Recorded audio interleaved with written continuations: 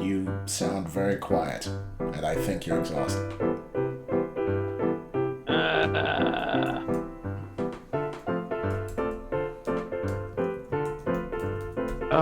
Hold on. Wait. Oh, wait. Just wait till the caffeine kicks in. I've got iced tea.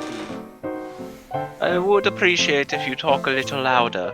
Try deep throating your microphone, then maybe we can hear you. Please don't literally do that. I think that would spread something. Do it. Don't be a coward. Hey man, cowards live longer. Coward! And that's not entirely true. What? Vikings hunt down the cowards and kill them. Yeah, but those are the Vikings. Can you hear me now? You still sound pretty quiet. I am literally touching my lips to the microphone. Maybe I need to turn you up. Hold on. Hold on, let me make an adjustment. I cannot turn him up. Yeah, I can't turn him up either. He's at maximum. He's at maximum volume. I can turn my headphones up, I guess.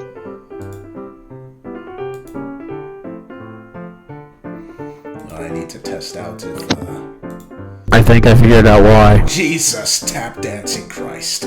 See, that's what I'm talking about. Deep throat that microphone. Don't... Please don't do that in my ear. George, should I do it again? No, please. Do it again. God fucking... Deep throat. No, Do what you want, man. I took my headphones off. I can't fucking hear you. That just sounds like a joke. Make as many noises as you want. I'm not listening. That was your first mistake.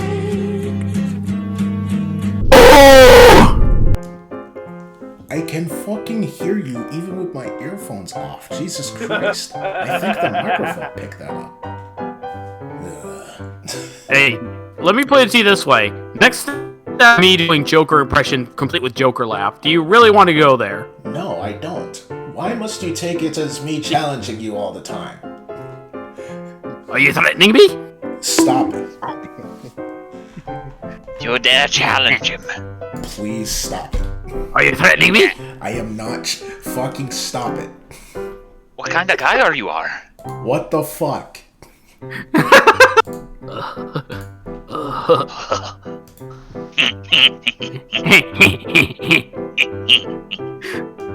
Okay, George, we need to figure out who is who here. Can we please start and stop doing this to me? Oh, I could do much more, baby. I need an adult. I am an adult. Sorry. Yeah. Jordan! Jordan! Settle down, Beavis. What? I did. Yeah. You just gotta let him say that? Yes. What the fuck? What? I think it's because he knows I just do it to fuck with you. And it's hilarious to him. We are getting so copyright strike for this one. I'm pretty sure every single one of my ones have been copyright struck before. Not that I really care, it's not like I'm monetized to begin with. That's fair. If we were monetized, oh dear lord, the amount of backlash that there would be. From who? Everybody! I don't think that we do enough to get backlashed. Warner Music Group would like to know your location. That's not backlash, that's the YouTube system being the YouTube system. Same difference? Nah, backlash would be people dislike bombing it. Somebody say backlash. Ah. I get it. Well, you know what they say. Vengeance comes swiftly, Indeed. and there's no way out. So, Yeah, when everyone comes in, it's gonna be a Royal Rumble. Oh God. What have I started? I'm sorry. can we, Jordan, And when, can we- and when everyone's trying to get out alive, it's a Survivor series. Jordan, can we start, please? Stop pretending not to hear me. We haven't even started, and you've got me at the end of my rope. Oh yeah, it's macho fucking madness. Oh, Jordan, It's not your please. fucking The music's starting. Can we start, It's please? fucking madness.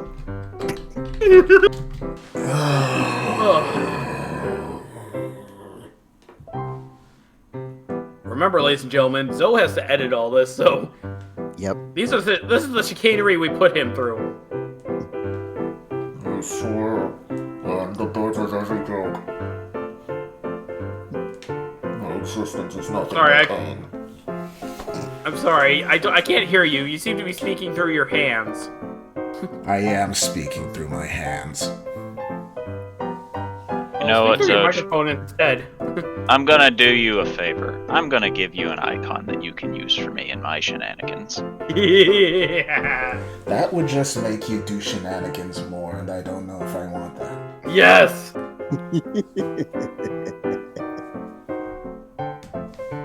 Huh. What is this? It's just a generic DM icon. Looks like a spaceship. Cool. Yeah, cool. Actually, it looks like a Well, very your boy is a fat, space cadet. looks like a very fat ring and a very tiny finger. I know. I didn't think I'd ever hear. I was trying to go for something simple, and Zoji's like, I can poop all over your stuff. Now I gotta do give. that. I ain't gonna shame you. Now I gotta give him something bad. Oh, so Oh. you can mess with me all you want, but the minute I do it back, then it's an issue. Boy, I fucking He's the swear. DM. He's allowed to. Bruh. Bruh. He's also clearly at the top in this relationship, so yes.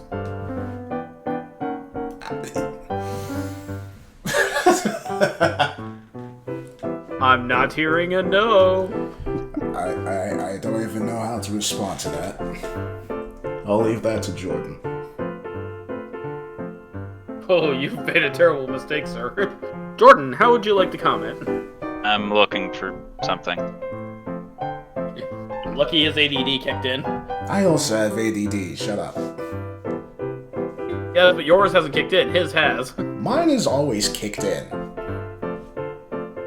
What's kicked in? My ADHD. You really need to pay attention to that. Oh my god. Didn't expect that one, did you? Wow. We didn't have any Why were we agenda leaving? aside from the fact that Thorgrim's master was going to be arriving any day now. Last time Yeah. we communicated with him, he was 5 days away. Yep. And we all know how fast monks can go, so could be less than 5 days for all we know. Oh, that's right. I've got a performance to do back at the inn because the dragon couple wanted to see. No, you were trying to desperately bring them into watch. Yeah, well, I gotta work for my room somehow. You were trying to seduce both of them.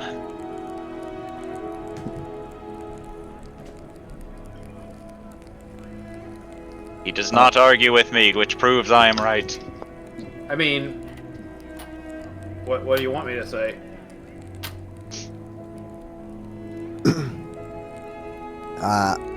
I'm going Again, I'm gonna see if I can get people to go to the inn with me, or not the inn, the tavern, because that's pretty much the only place I know where to go. The only place that has I like mean, average normalcy. that's where I was gonna go anyway. So, Thorgrim, I have a question for you. Yeah. You asked your master to come to the city to speak with you, yes? I did. Do you know where you're going to meet with him?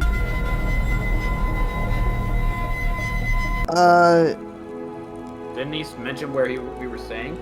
Nope. He did not. No, but I know what he looks like, so I can very easily locate him. Very well. While you do so, I need to go speak with someone. I will be back to meet with you once I'm done. Perhaps back at the bar. Sounds good, I guess. I take it you're just gonna want only one person as company for this, as it's probably important. Am I right, Eelsarde? You are correct, Jubilee. Right. So I will go with Thorgrim to the tavern then. As not to impose any more than I already usually do. Hooray, we're splitting the party. Things can only go very well from here. Oh, yes. Split the party. I don't like how you're whispering like that. Alright, so, Edelsorday, what are you doing? Alright, so she's back in the inn, right? Yes. Alright, she's gonna head up to her room and ask for Hubert to follow. Hubert will, of course, follow. Alright, Hubert, given that everything that's currently been going on, I think it would be a good idea to contact Mother. Are you certain of this? Do you think it's not a good idea? I don't have ideas one way or the other. Well, what do you think I should do? Whatever you believe is best. No advice to give me other than that? Of course not.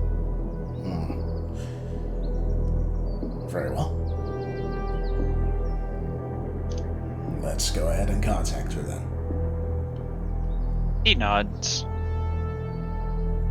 Hopefully we'll be able to keep this quiet and nobody else walks in. As soon as you contact her, she screams, "Ah!"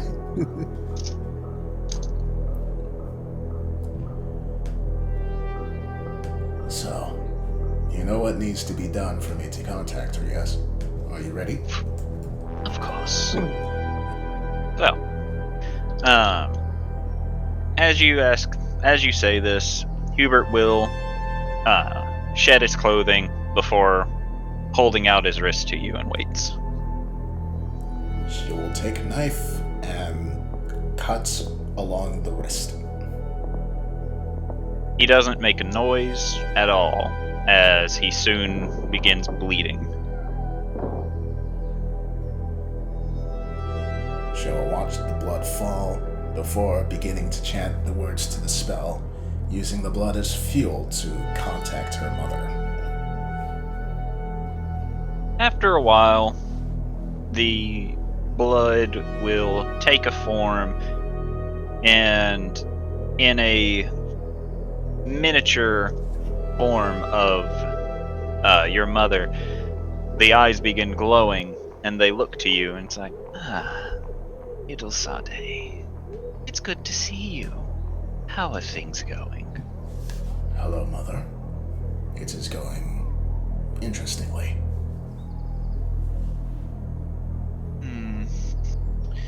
I assume that you have Hubert donating so that you are contacting me, correct? Yes. What a waste. Why is that? Oh, never you mind. But I must ask, why have you contacted me? It's very rare that I get to hear from you after all. Yes. Well, I thought it best that you know about the current situation in at least one of the kingdoms here on this continent. And by all means, do tell me. It seems to be under some form of invasion. At first I thought it was your forces, but it was too early. Essentially, it's being attacked. The King of Twilight is being attacked by what I think is an alliance of different cults.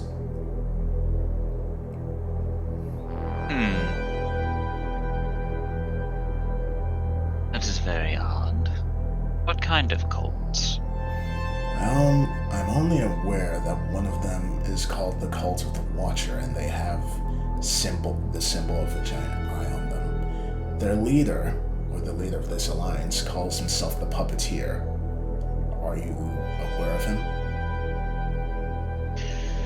I am afraid not. I am not sure of the workings of this country.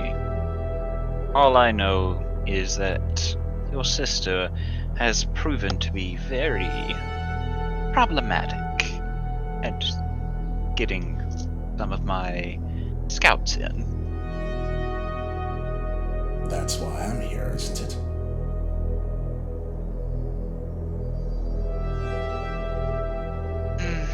I suppose it is, if you are able to convince her after all. I've tried with many different kingdoms, and I've failed with just as many, but I think that even I'm not optimistic enough to think that she'd consider my offer.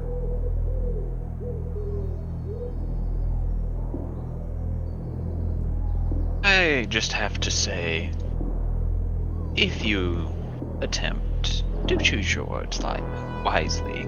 She gets offended easy. No idea where that comes from. Ado Serde, keeps her stoic expression and nods. I understand. I am unsure when I'll be able to speak with her, but it is on the agenda.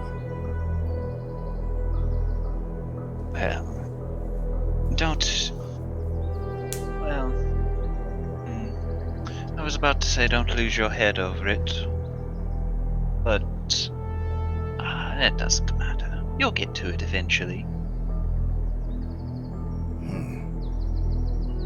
What would you do if I were to, I suppose, literally lose my head over this? Well, I would have to figure out who did it and then purge their bloodline, but that would only be step one. At this, she actually frowns a little. I see.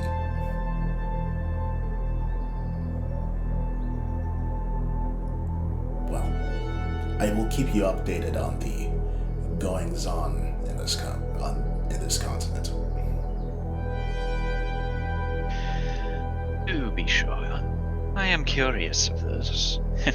If the country itself falls before my invasion gets there, well, that makes it all the better. If it were to fall before you get here, they might be more willing to listen to me. Oh. I suppose that is a fair point.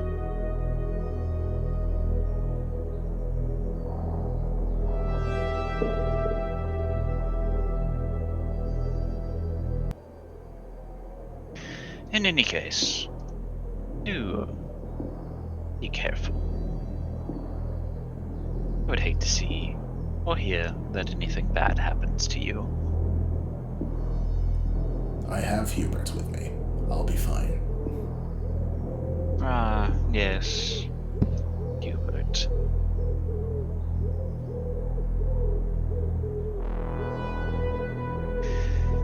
In any case, should you need a replacement if something happens to Hubert, simply let me know.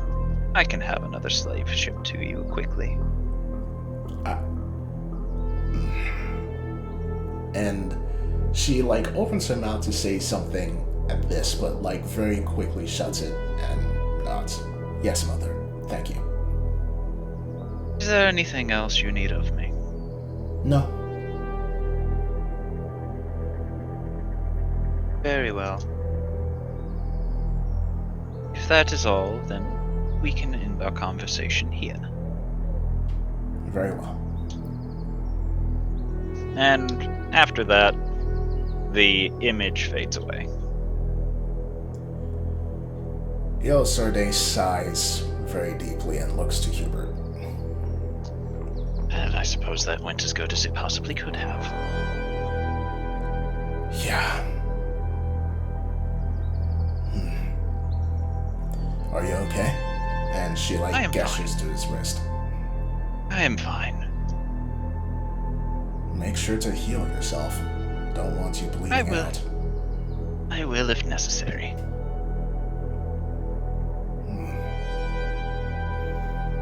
If there is a chance to do so, I think we should make a point of visiting my sister's kingdom. I do want to talk to her. Of course. All we have to do is convince the rest of the group. Easier said than done. Yes, especially now, considering we have to wait here for Thorgrim's master, I believe he calls him. I'm willing to wait if it helps Thorgrim clear his head that like he feels he needs to. And maybe once he's calmed down and in a better mental state, I can ask him about the puppeteer. Yes, yes. For now, I suppose all he needs is a little rest and relaxation. I think we all need that. I could take it or leave it, honestly. Really? Of course. Well, you are quite the workaholic, so I imagine getting you to rest is like getting most people to work.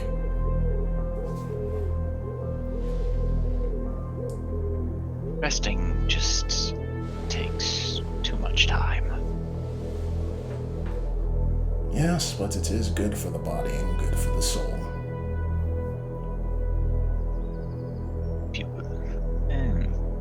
He just makes a face, but doesn't really have anything to reply to this. Anyway, let's go meet up with the others. I think we've kept them waiting long enough. Very well. And Rob like, oh yes. Oh yes. The heck did we walk in on? The timing on that.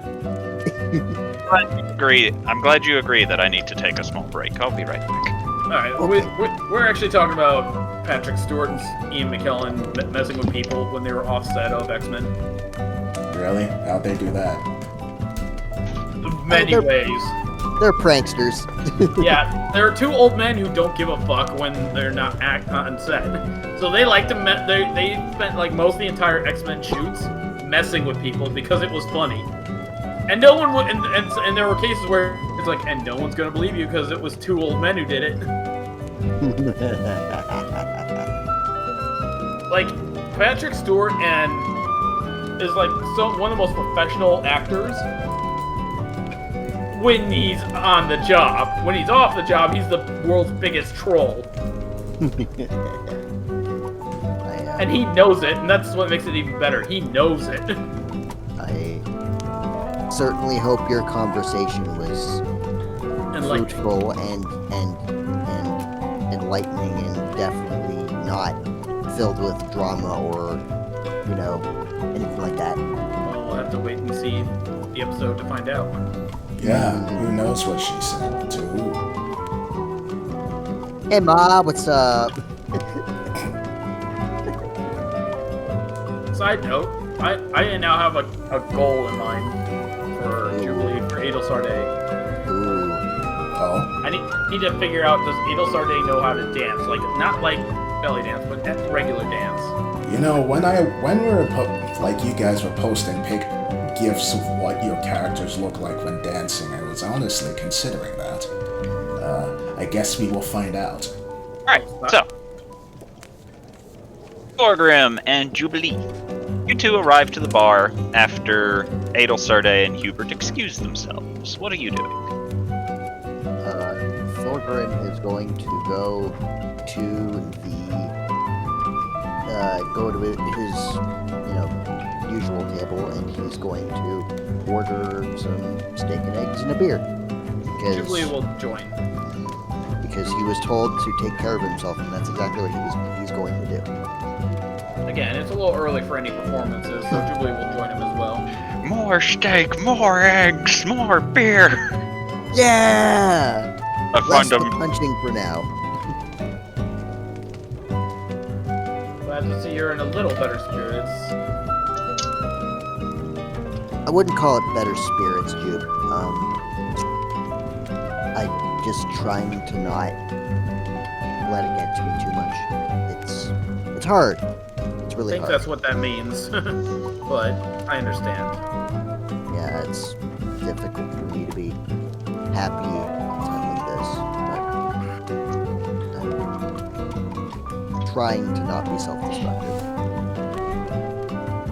I need to remember, there will be a time where we do get answers and get him. But just remember, you can't rush in by yourself. Okay? I can't guarantee that I won't do that the next time I see him. Jubilee will cross her arms. Just stare at him. Listen. If you had someone that you loved more than anything in the entire world ripped away from you not once but twice in the same day, and you saw the person who did it, how would you react? It's a really interesting question to pose to me, of all people.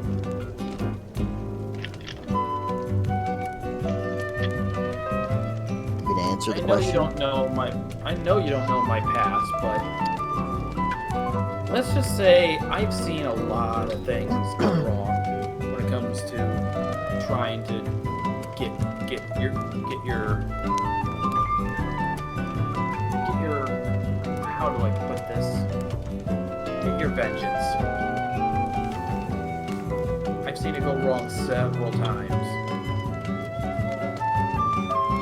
That's why I'm taking my time. If you let someone control your emotions, they win. If he gets a rise out of you and you rush in without thinking, you lose. Simple as that. I've already lost. You will continue to lose more. If you want to stop losing, don't let him get to you. That's simple. I've already lost everything. What else could I possibly lose?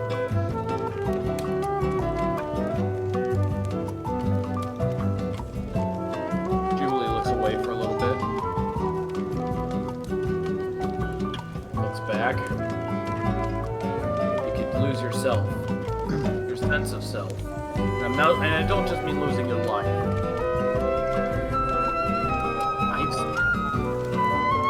In the past, I've seen families torn asunder by people, and then the remaining members just lose all purpose. All they think about is vengeance, and they don't even remember why. They lose that self. They forget those people, and their memories die. Thorgrim will lift his left hand, and as you would expect, that on his left ring finger there is a large iron band upon it with some dwarven runes. And he looks at it and he says, I don't even know who I am anymore. I don't even know what myself is. I only have half of myself now. Like, hold on to that half. Don't lose that half, alright?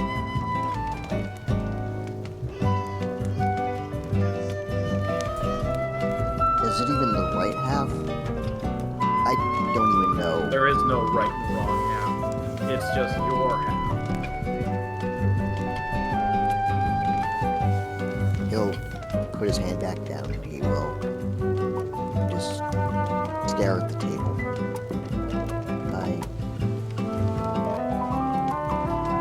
I can't say from personal experience about losing family members through death, but I can say I've lost people to other circumstances, or rather, people weren't who I thought they were.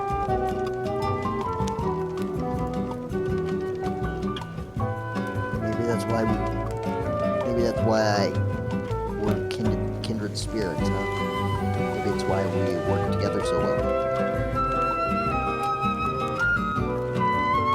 Both know what loss feels like.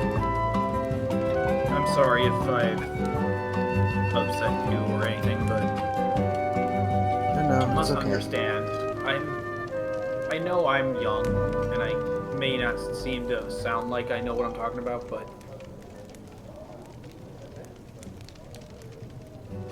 I have one good parent still. just don't want the other one to find me again. At this point. Or at least try to bring me back. I'm starting to get the picture now. Look, I'm not trying to keep this a secret from the group because I don't want you to know. I have, again, like I told Ailsar today, I have a hard time accepting it myself still. Seems So, like we until I come to terms with it, then I'll tell you guys the whole story. seems like circumstances caused us to both leave home. Ain't that the truth? Jubilee will then order like a glass of wine. And just immediately downs it. By this point, I imagine the beer and the food have arrived, and he's just, he tucks into it. As you all eat your food, you begin hearing very loud but jovial conversation, and from where you sit, from where you two are currently sitting, you look over into the street and you see two people, a fairly older looking man, roughly in his 60s, with salt and pepper brown hair, very clear gray in it, walking next to a girl that's in her, or a woman that's in her 30s. You see them having a very enthusiastic conversation with one another as they're moving along. Seems like a couple of people are at least enjoying the day. Good for them. Wonder what they're talking about. Yeah. I wonder as well. I'm gonna perception check.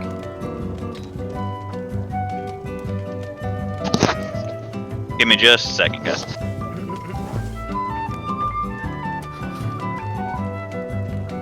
So how do you like the crumb trail for Jubilee's backstory going so far? Pretty good so far. I am curious. I know there's gonna be a point where you get it ahead of time before Matt will, though. But I don't know when that point will be. I just know you will understand it faster. Alright, I'm back, sorry. I had a friend hovering over my shoulder. He needed to ask me something. How dare. How dare I interrupt? What sorcery is he using to hover? I mean, there's the spell that just lets you hover, so... Anyway, you said you're rolling a perception? It's rolled. Okay. You begin listening and you make it out, and they're just talking about a recent adventure they'd come from. Just more or less, it seems that they're reminiscing of a fight that they had against a big bad creature. Other than that, that pretty much seems to be the only thing. You don't really get a lot of details about it, except for the fact that they're both just very enthusiastic about the fight that they just had. So they pass. Like, well, looks like two very happy questers finished up a job. As they enter and as they pass by, Thorgrim will look up at them and just sort of casually listen, not really paying too much attention. Just he'll nod. Then he'll look at Jubilee. As our usual table is on the front deck. Yeah. Okay. He'll look at Jubilee and he'll say, I wonder what it's like to hunt monsters for amusement. Sure. My profession is entertaining, after all. I do take quests, but it's not like I make it my main source of income. Takes another sip. I've never considered the idea of being a monster hunter before, but, must be nice. And he goes back to eating. A lot of them are compensating for something, though. Casual sip. I was expecting a spit take, not that, but okay. At this point, you all see Hubert and Adelsarday coming up. Jubilee will just wave him over at the usual table. Thorgrim will also wave them over, but doing so while still eating. Thorgrim, you're getting egg on my dress. Oh, sorry. He'll move slightly. Now, for those of you who didn't notice, Soj wasn't paying attention that I put his icon in the upper right-hand corner and created a new one, just so he could delete the old one. That's because I was zooming in so I have a good camera angle, Jordan. I was zoomed in so I couldn't see, so. I have no idea what any of you are talking about, so. So basically it goes down the line of camera cuts, don't care, not paying attention. Well, Hubert will sit down before very casually clasping his hands together the way he normally does and rests them on the table. So, says Adelsarday, what have you two been up to? Talking. Mostly just talking and eating and drinking. You know, just Encouraging one another, I guess. in our own ways. What happened to Tauntaun? Dot. Oh shit, where'd Tauntaun go? Yeah, it's at this point Thorgrim like slowly just puts his utensils down, looks at Adelsarday, and you just see the little ellipses just boop, boop, boop. Oh shit! Just Thorgrim and Jubilee at the same time. Oh shit! I notified his retainers. He will be fine. Meanwhile.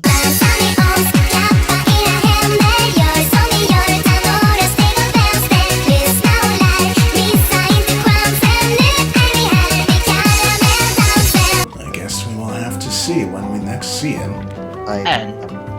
And if on the off chance they didn't make it to Tauntaun before whatever drug-filled missions led him on an incursion, well, that is not exactly my problem, now is it? Well, Tauntaun is an adult. I'm sure that he'll be able to handle himself. Are we friends? I mean, I'm not- I like to think we are. I'm not That sure. was not a compliment. I'm not sure. I've never had a friend. Adelsarday just looks at him. He looks back at her. Thorgrim looks at both of them. Jubilee looks back between both of them, grinning. You are my lady. You are not my friend, Adelsarday. You are better Leans than that. on her elbows. Can't I be both? According to your words, yes. I'm glad you It agree. depends on who you ask. And as you are my lady, I have to abide by your rules. That's not how. Thorgrim just face palms. Anyway, Jubilee is pretty much leaned over the table at this point, watching these two. how long do you think that we will be waiting for your master?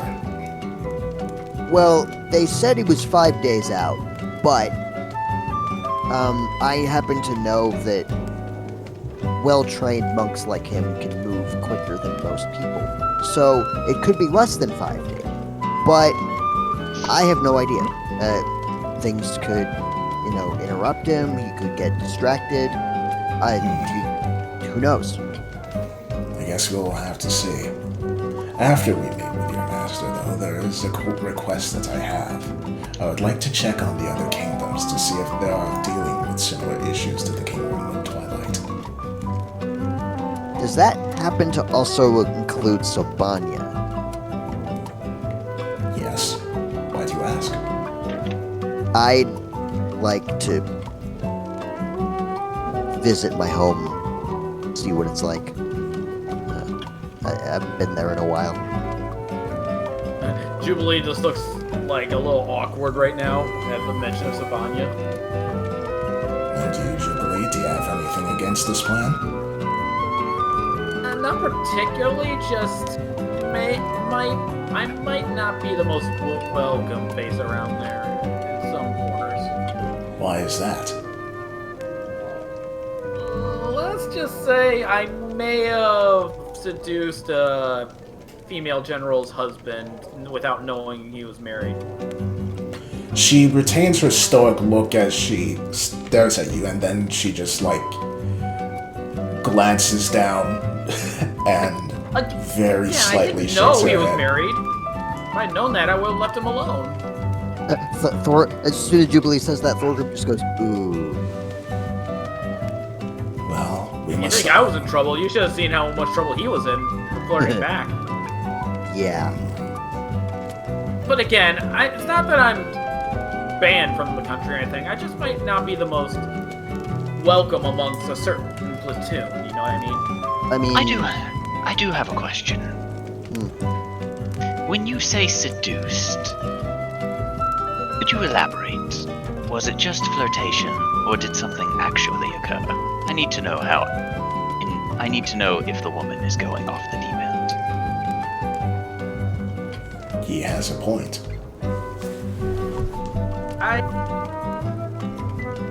If I did the whole deed, no.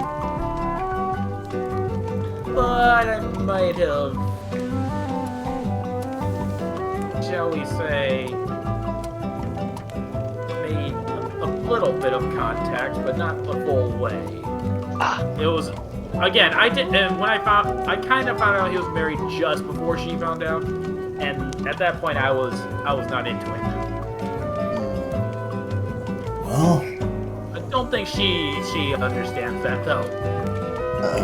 You made the bed, so you must lie in it. But I am glad to hear that you did not lie in it already. Again, if I had known he was married, I wouldn't have done it. I doubt that his wife really believes that. Yeah, that's the problem.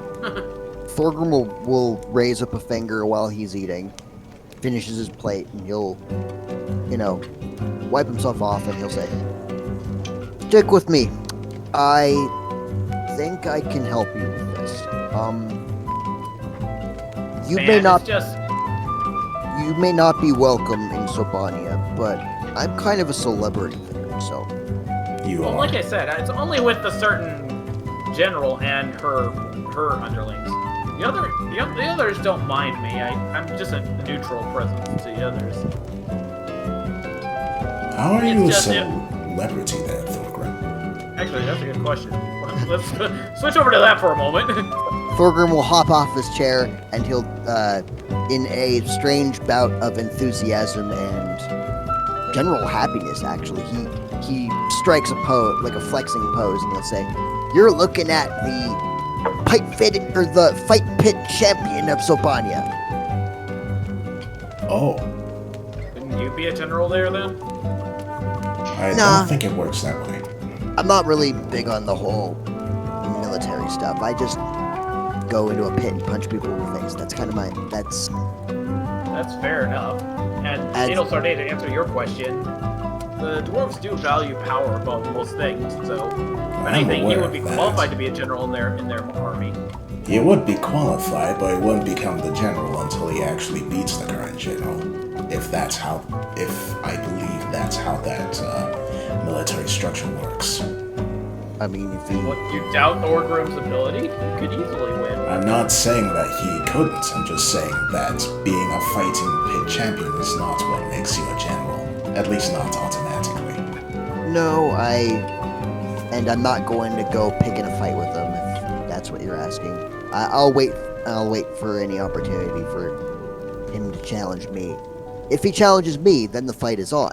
But I don't go picking fights. I don't like...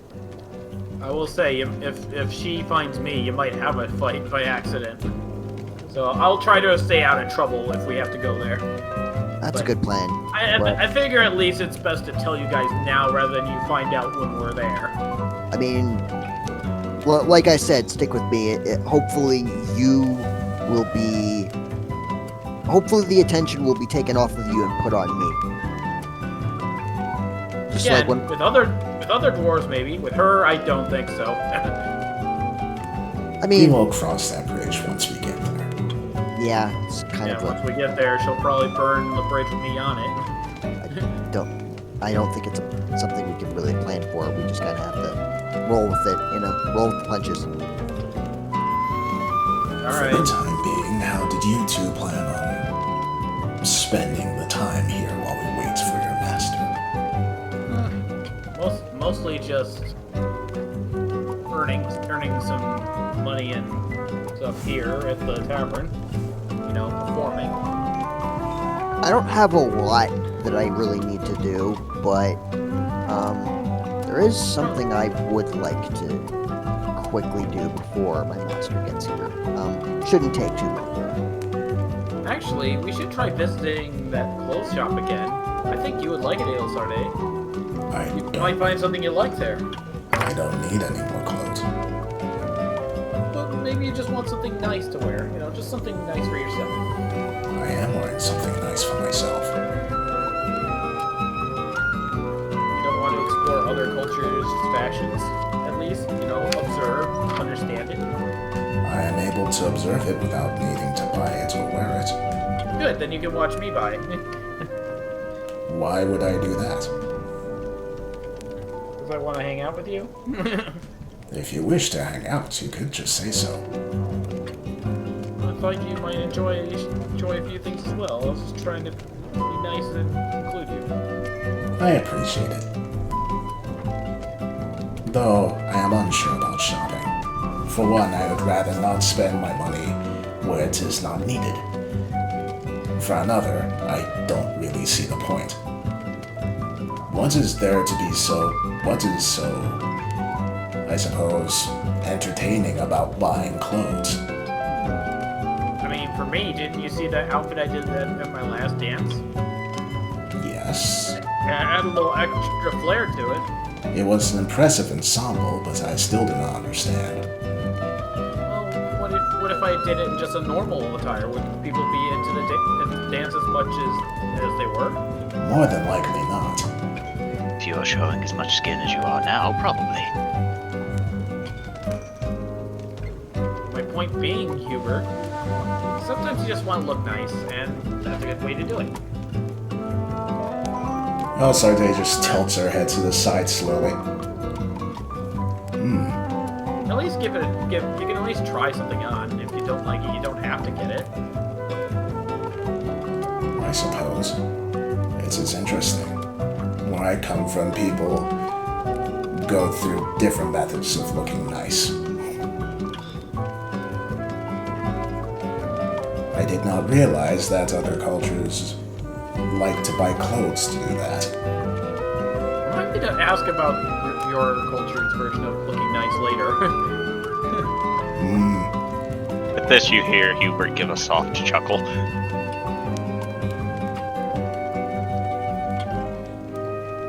In any case, would Hubert want to accompany us, or would he like to accompany Thorgrim in his endeavors? I'm not exactly sure what Thorgrim you're going to do in the meantime. I was just gonna go find a weapon shop. Or like a blacksmith or something. Actually, that sounds like a good idea. Perhaps we can get Hubert some armor while we do so. I'm not wearing armor.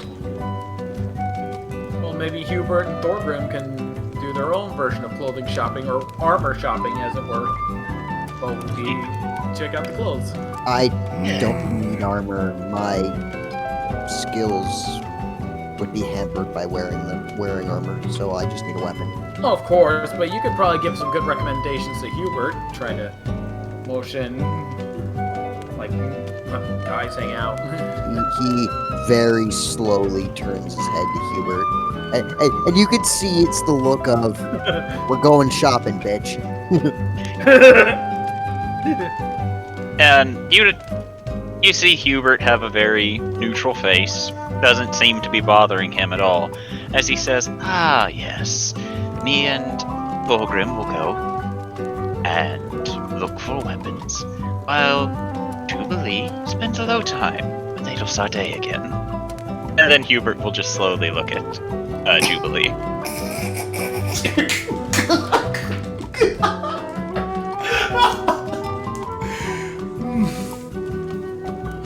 Cue the question mark over Thorgrim's head.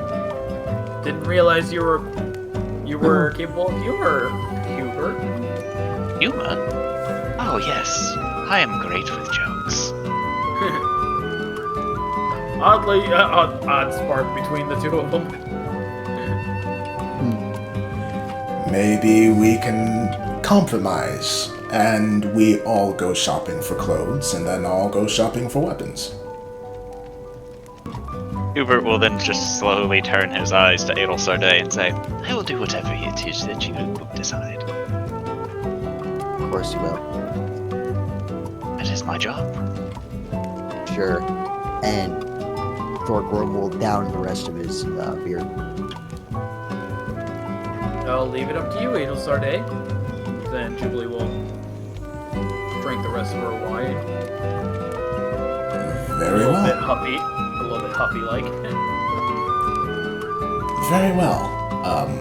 Yes, let us go shopping, I suppose. You seem to know where to find the entertaining clothes to buy? And she looks to Jubilee.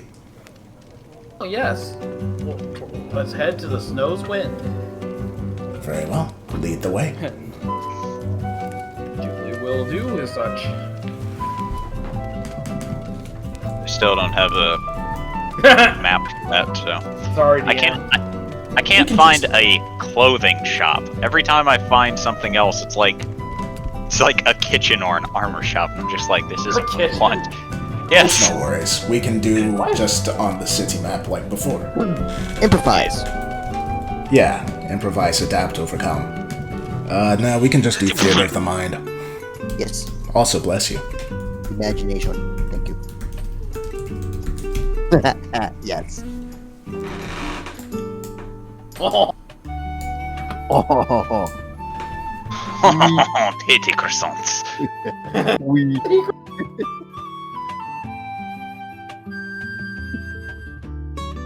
and I know this isn't actual French music, but anytime I hear this music, it sounds like I should be playing the spy in Team Fortress 2.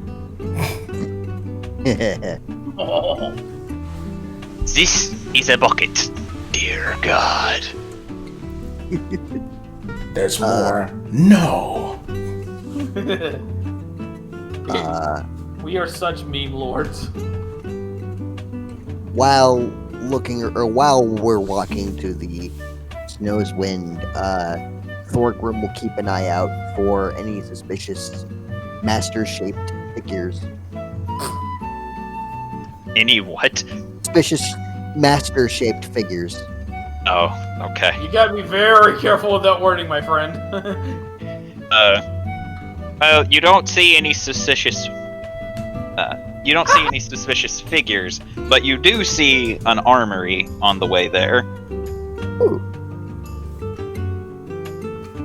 I will keep a mental note of said armory just in case.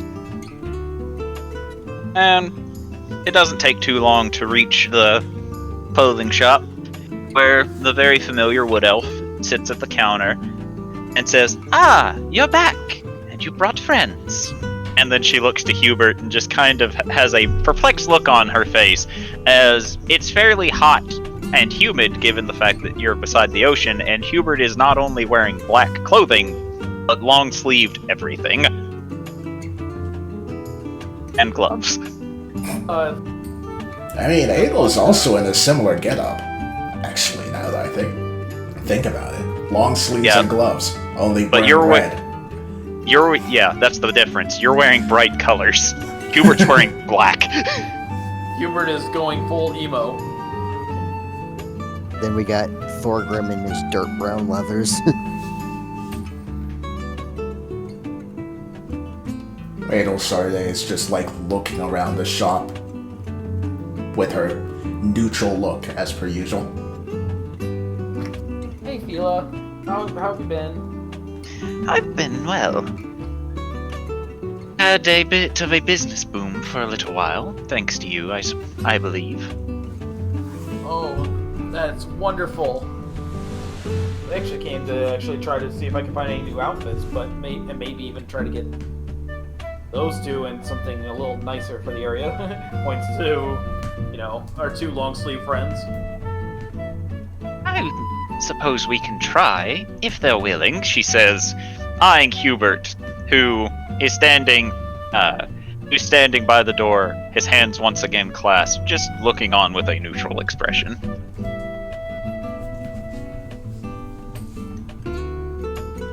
Really Thorgrim will actually pipe up and he'll say, you wouldn't happen to have anything sized for a dwarf, would you? Of course. And if not, I can make you something. Preferably something that'll go well, or at least match with this, and he'll point at the leather, I guess, jerkin or whatever that he's currently wearing. It's a gift from a friend, and I don't really want to discard it just yet. Of course. I can get you something very well. Or you can just browse. If you find something you like, you can bring it here. Very well.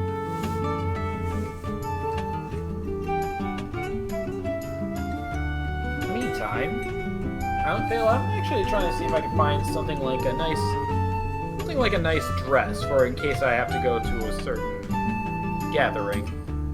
I know I love my open attire, but I need something a little less casual, if you know what I mean. A little more sophisticated.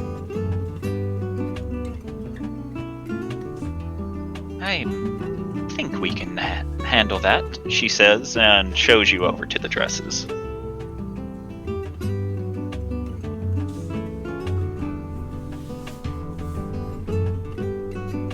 We'll be looking over while looking through dresses, seeing how Adelsarte is doing.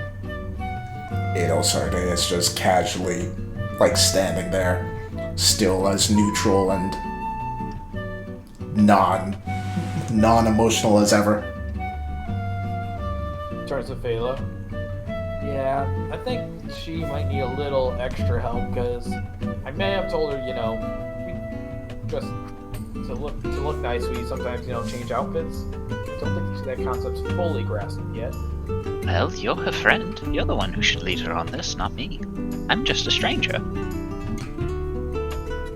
Suppose you're right. Do you have... You know anything like a black dress? Maybe something I can show her that she might like? She once again motioned to the dress. You can find any type of dress that you're currently looking for. Okay, so something for Adelsarte. She just likes looking for a long black dress that's simple. Fine. Around back of the neck strap. You find something fairly easily. Adelsarte, come here. She heads over. I found this. I think you might like it. You want to try it? No. Again, you don't have to buy it if you don't want to. It's a nice, simple one. Yes, but it looks...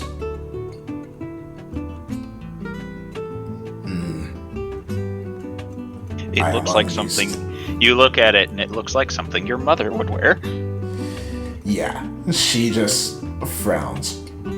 It is not something I would wear. I appreciate the thought, though. She'll grab a red one that's kind of like a strapless red one. See if that will catch her attention. She looks at it. That's a bit revealing. Pick one with a short skirt or something by accident? No. In fact, the one I sent him covers basically everything. Except More or the less. shoulders. Do Drow have a thing about shoulders?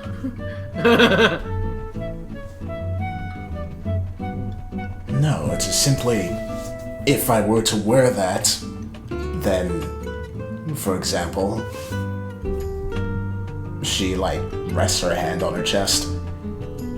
this area, and she then runs it down to like her shoulders and then all the way to her arms, which are again covered by her long sleeve shirt.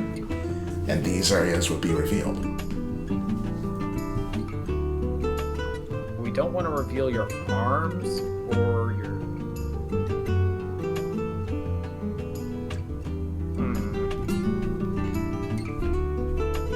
Then she gets an idea. Looks for like a white dress, but this one comes with gloves to cover the arms. And this one's, think like a ball dress.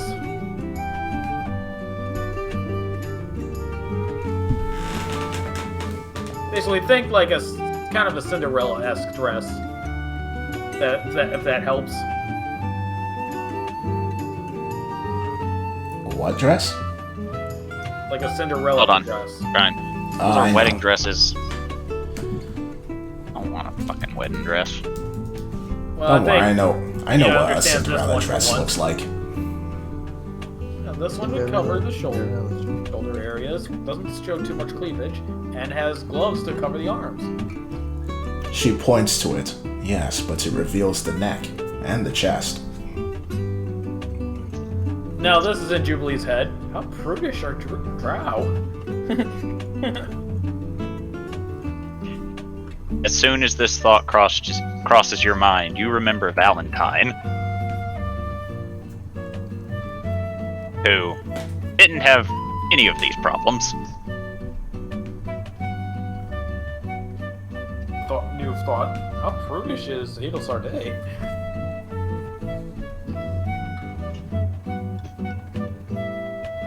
Adel Sarday, if you don't mind me asking, does the way I dress offend you in any way? Why would it possibly offend me? I don't know. Like, I understand I usually have a lot of skin exposed, but You can don't dress think however like- you wish to dress.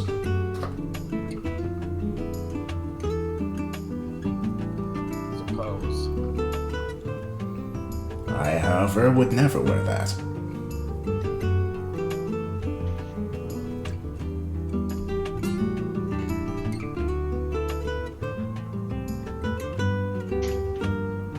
Jubilee chuckles to herself with a funny thought in her head.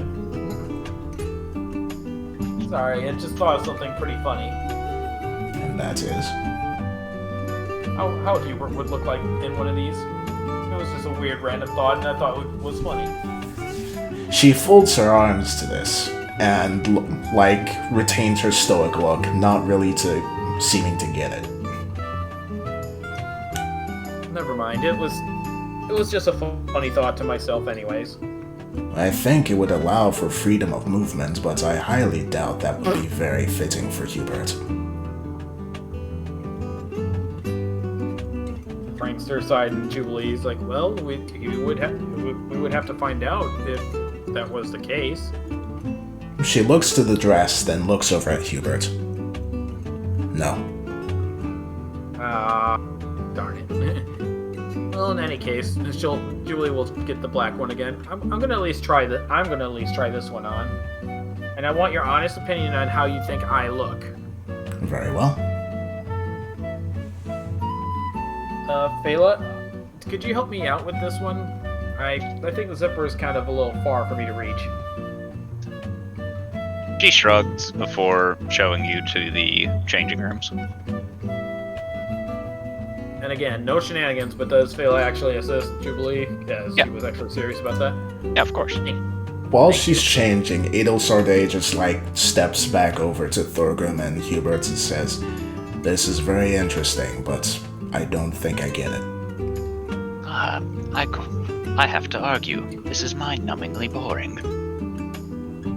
Really? Yes. Seeing the clothing that different cultures wear in order to impress people is always interesting if you ask me.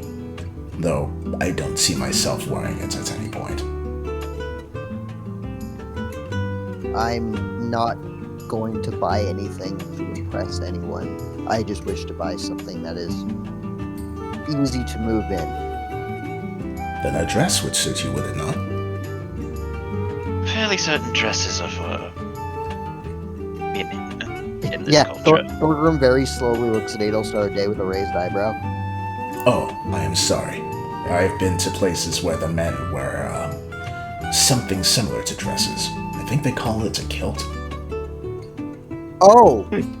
Oh, yeah, no, I was, yes, no, dwarves, I've seen dwarves do that. It is, yeah. And he just sort of, It feels like I'm wearing nothing at all. Pretty sure in, like, ancient Scotland they wore nothing under the kilt. oh no, yeah, no, absolutely. Sometimes they still do. In Yeah. current Scotland, they wear nothing under the kilt. Yeah, Yeah, I think there are What some... I have under me kilt. There's, like, chairs designed so that if you're sitting in a kilt, it doesn't mess with your balls. Yep. Ugh.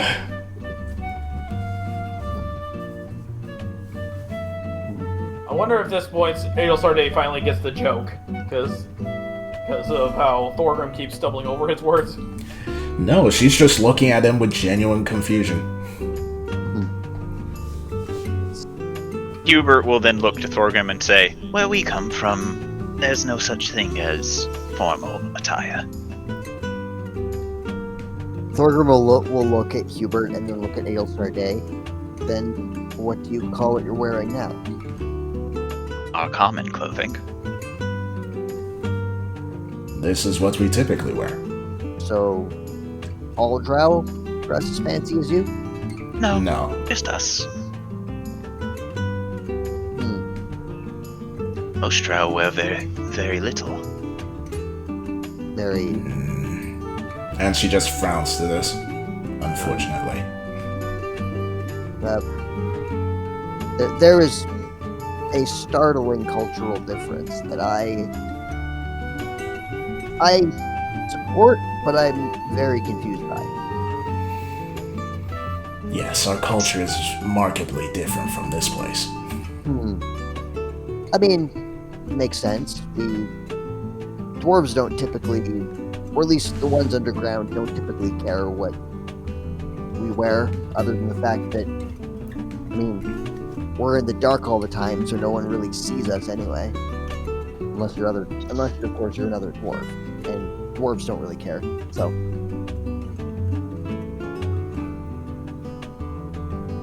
or at least I don't. He thinks about that for a moment and goes, maybe they do care. Maybe it's just me.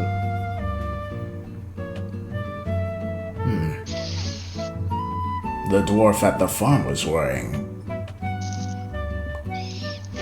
well, not rags. No. He seemed another one of those types that, I mean, he probably works in the dirt a lot, you know, farming and shit, so he probably doesn't want to get any fancy stuff dirty. Jubilee forgot to bring up that sometimes clothes are done for function rather than fashion. Yep. That's all Thorgrim gives a shit about. He does not care Thorgrim about is the fashion. function guy, He is all function, no fashion whatsoever. but he is horrible at explaining it. Oh yeah. Boy, Jubilee will come back out once the dress is on. Hubert says nothing as he's gone back to being mostly silent for the time being. Are we good? Adelstar Day looks over at the dress. The dress fits you. Thank you, Adelstar Day. I'm sorry, but I couldn't help overhearing parts of what you were saying, and I believe I forgot to mention something else about clothing. And that is... Sometimes the function is more important than the fashion. Now, in my case, I do like a lot of fashionable stuff, but my dancing outfit, it serves a function for my movement rather than, you know, actual armor.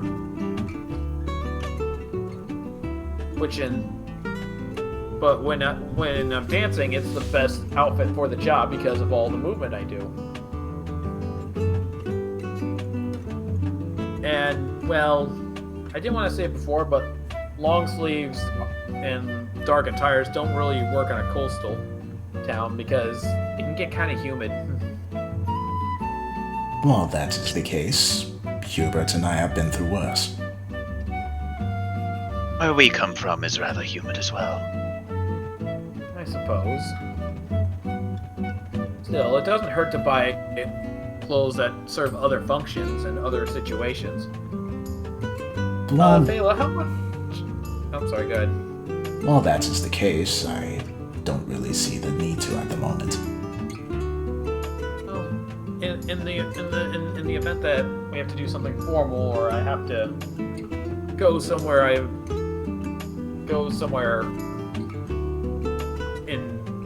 looking different, I think I will be getting this dress. How much do I owe you, Fela?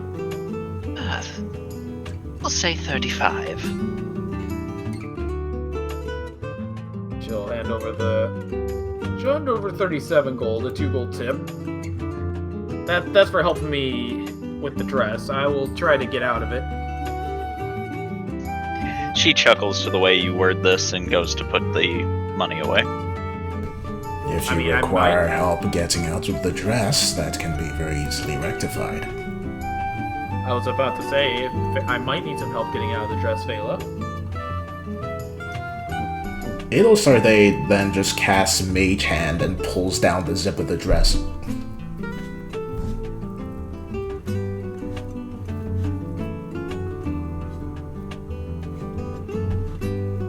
Time slows down, and before Jubilee catches the front before it falls off. Full sleight of hand.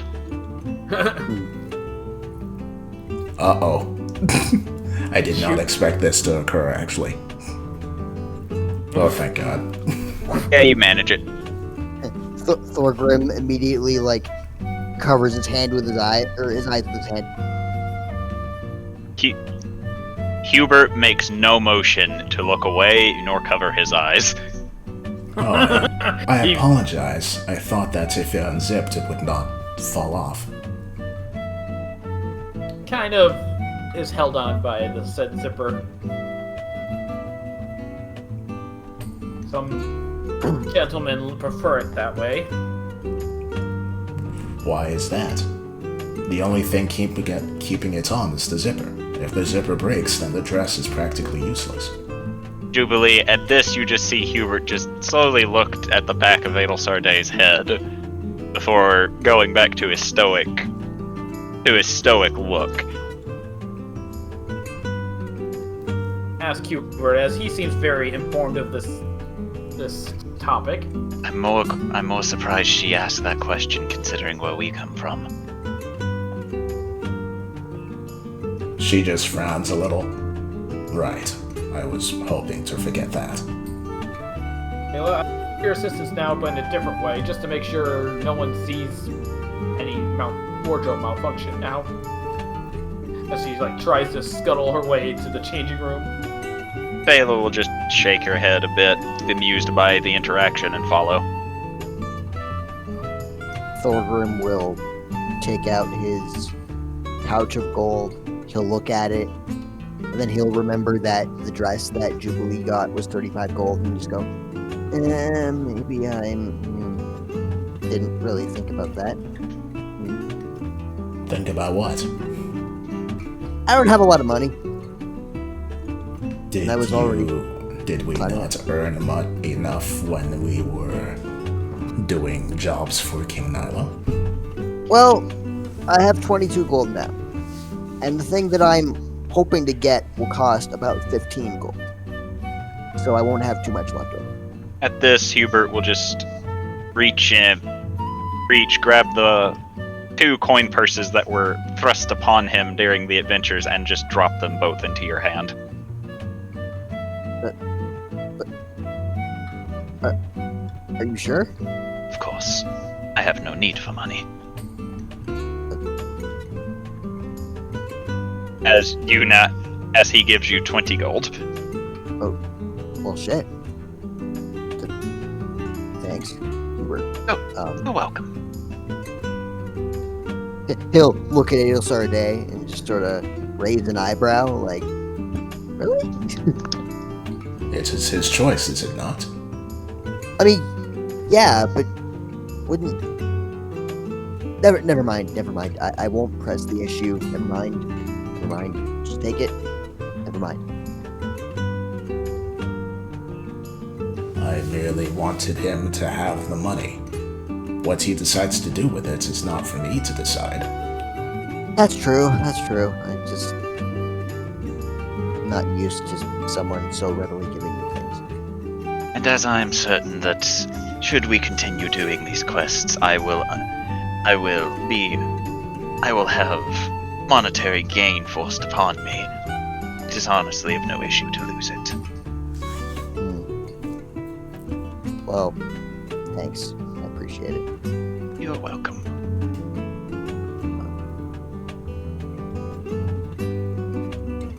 Changing room. So, Phala, Yes. I think me and my friends will be in town for a while. If you care to do something, maybe when you have some time. Trying to get me out of my old little shack again. I mean, it worked the first time. It's the old giggle. Yes, but what makes you think that it'll work the second? Figured go out and get some tea. Enjoy the day and talk. And what day are you hoping this will happen on? Do anything tomorrow or the next day. I'll think about it. I'll let you know. I know that you have a tendency to hang out around the bar, close to the castle. Do you perform there a lot, so it makes sense. I've seen you perform there once. Well, I do plan on performing again tonight. I'll keep that in mind. Jubilee will then come out with her regular attire back on. Thank you again for the assistance, and I apologize for my party members. How should I say? Enthusiasm? Question mark. It is of no issue to me. I would Yeah. like to see if I can purchase a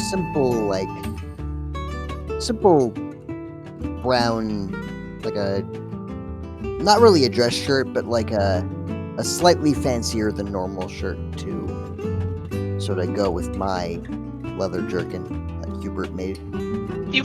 You find one fairly easily. Nothing too major. And she smiles and says, that'll be about 10 gold. I will plop 10 gold into her hand and say, thank you kindly. She nods. Function over form, and he'll just sort of loop it in, like put it over his arm, kind of like a waiter with a towel.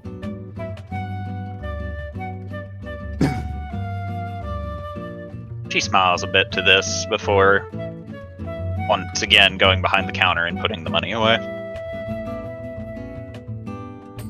Been a pleasure as always, Phala.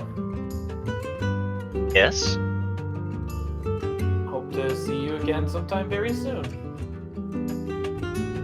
And it was a pleasure having you all here.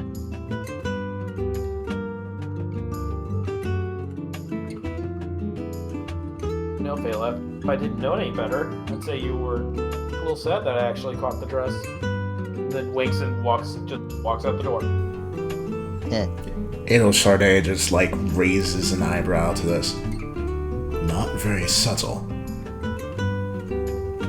subtle like a battle axe. I was thinking more like a troll. Jubilee just does a mock, like, aghast at Hubert. A troll? How dare you, sir? And then just smiles and keeps walking. Anywho, Adol Chardet exits as well. So, now we should find weapons and armor.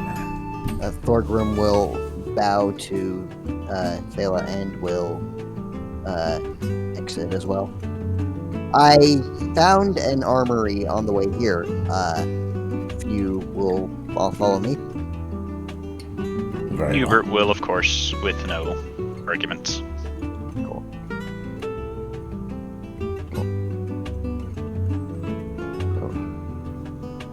To the weapon and armor buying. Woohoo!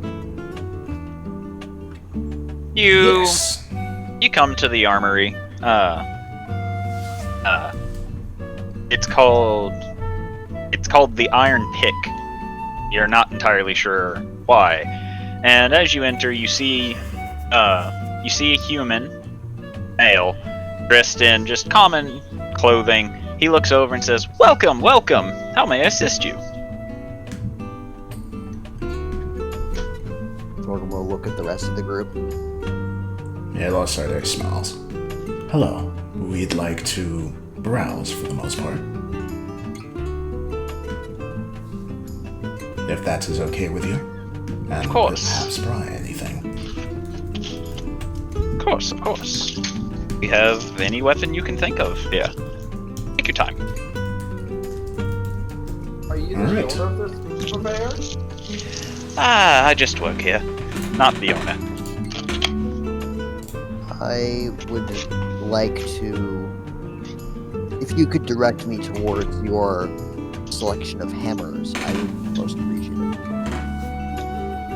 Well, what kind of hammers? Are you looking for war hammers, morning stars, mauls? Preferably just a warhammer. I don't want anything too big.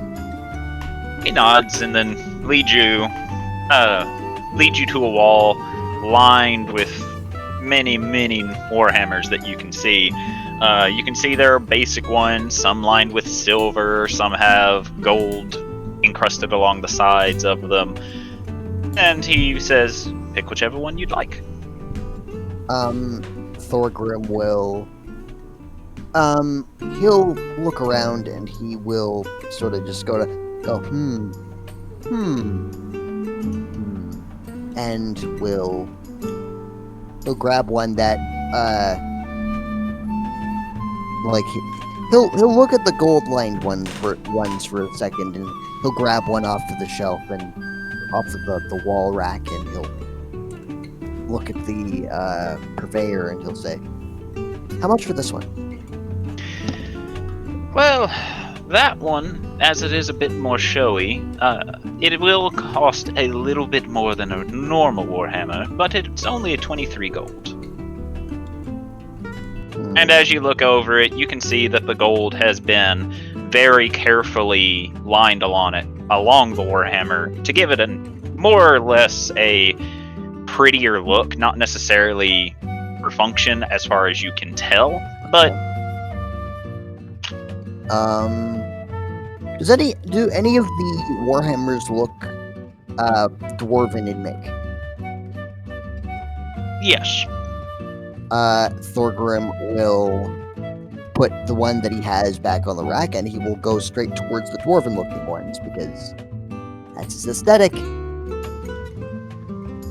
You find one, and you look it over, and you see that there are actually dwarven words inscripted on the head of the warhammer. And the one that you currently look at, you bring it close to read what it is, and it has Smasher written on the top of it. Ooh. I like this one. How much for this one? That will cost you 15 gold. 15? Done. I will give him 15 gold. He takes it and smiles.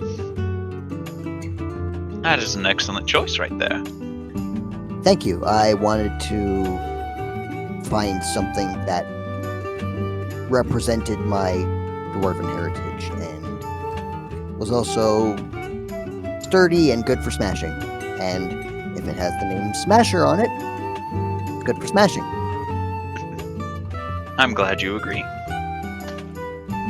He'll hoist it over his shoulder and he'll walk back to the group. Ilsarde is going to be looking over the weapons as well, wondering if she can see a rapier. You can. Right? You see standard ones, fancy looking ones, and silvered ones. She'll take a look at the silvered ones. You look it over, and it's very light but functional, and all along its blade, it has silver from top to bottom. How much for this one? That one's going to be a bit more expensive. The asking price is 115 gold, but for you, I'll lower it down to 105.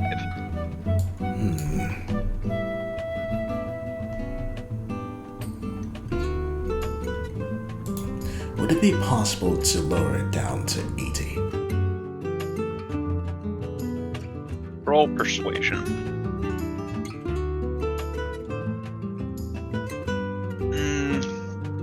80's a bit too low. How about 95? 90? I can't go 90. We'll lose too much money giving it for 90. 95 is as low as I can go. Very well. 95. He takes it and smiles and says, "Pleasure doing business with you." And you now get to add a silvered rapier to your inventory. Nice. Werewolves beware. Anything that has magic resistance, beware.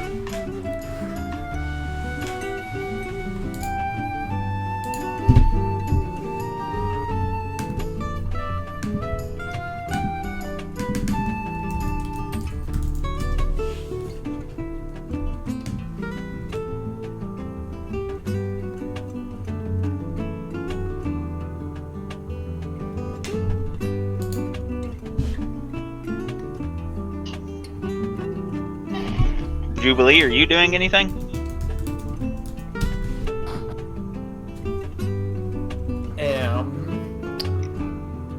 Just browsing around, maybe looking for some ranged options, maybe like a throwing dagger or two.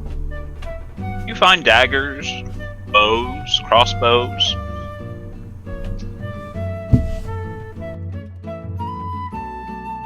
You see darts. Any weapon you can think of is here.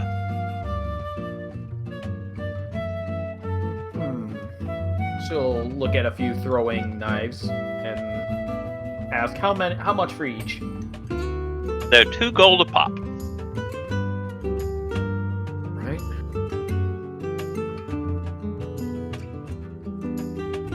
She'll think about it and then give the man 10 gold for 5 of them. He counts out the gold before offering you 1 piece back. Thank you. If you buy it in bulk, we drop the price a little bit. Oh, how kind of you.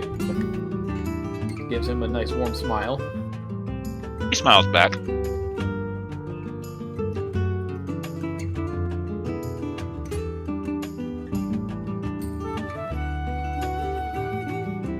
I'll have to write down stats for that later, but I think I should be able to find them. 1d4 piercing. Yeah. With a finesse light property for a range of 20-60. Like I said, I can just write it down later. Sure. By the way, I didn't catch your name, sir. My name is Thomas.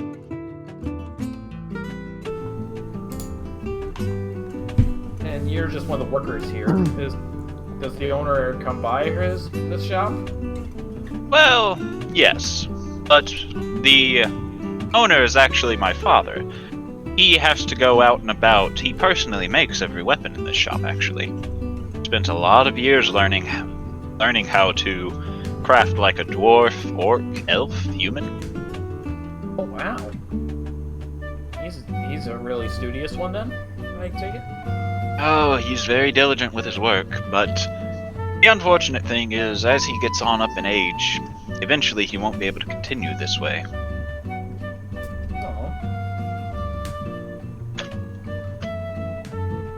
But I'm sure that he still has a good few years left in him. Well, I hope you do your best to support him then. Oh, I always do.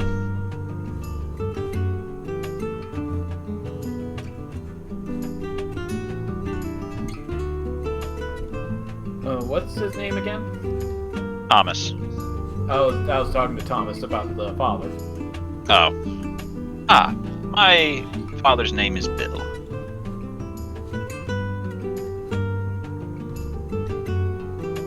Writing it down in my notebook for future.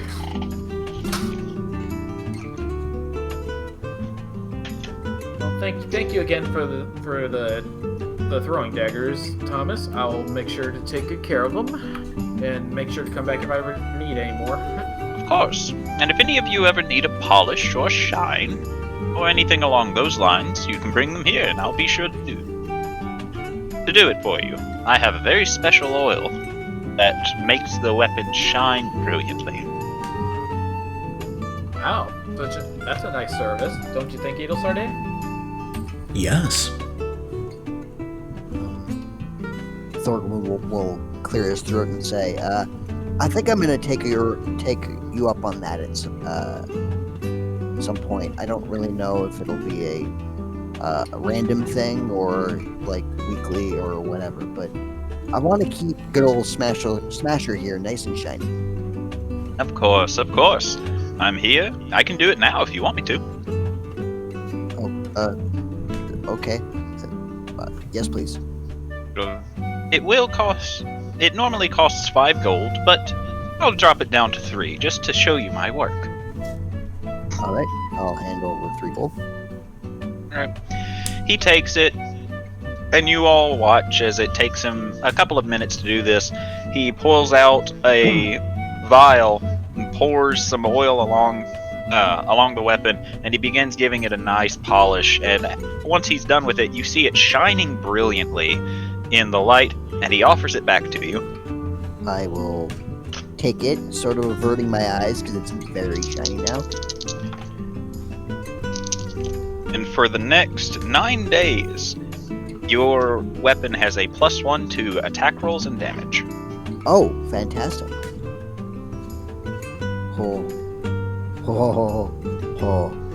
Thorgrim will give it not necessarily a swing, but he'll he'll turn it around in his hand and give it a check its weight and go, yeah, I'm gonna be doing this pretty often. Thanks, man. I'm glad you like it. Oh no, I love it. I will come back and have you do this again. Absolutely, for sure. For the normal price next time, though. No, I give discounts, typically to paying customers. So if you come in and decide you need another weapon, well, you can get it for cheaper. It'll just cost you the price of a weapon. Think about it. He then just gives you a smile. I'll grin back and big bushy beard grin.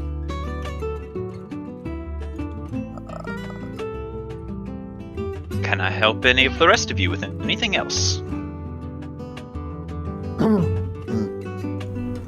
No. Thank you.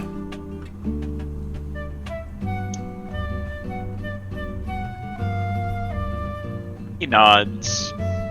Oh, oopsie.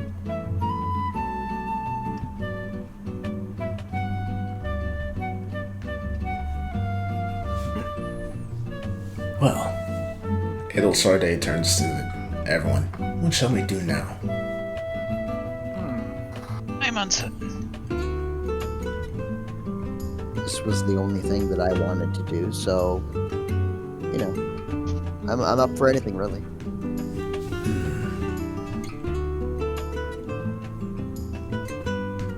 Well, truth be told, when I need to relax, I just sit down with Hubert and read something.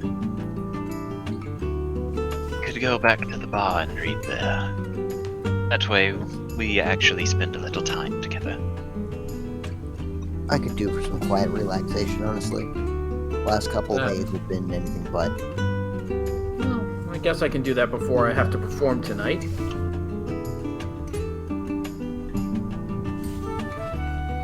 Very well.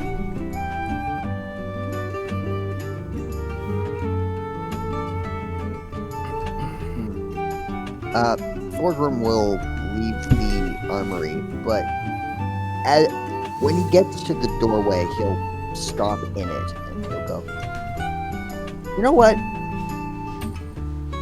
I actually have an idea. So, how about I meet you there later? Very well. I suppose that works. There's If you say so. I just got another idea. It's a weird one, Alright. so I don't know how long it'll take, but I'll meet you there. Alright, give me just a couple minutes. I'll be right back.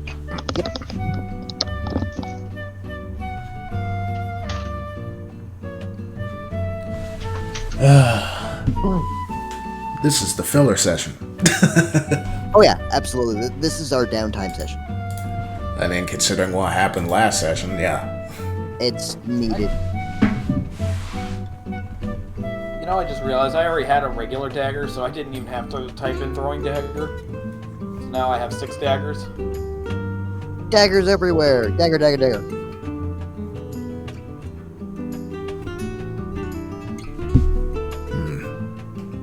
I think I just had the spare one in case I needed to defend myself without my sword. Just throw it. Well, now I have 6 of them. So I can throw a few and still save one in my boot.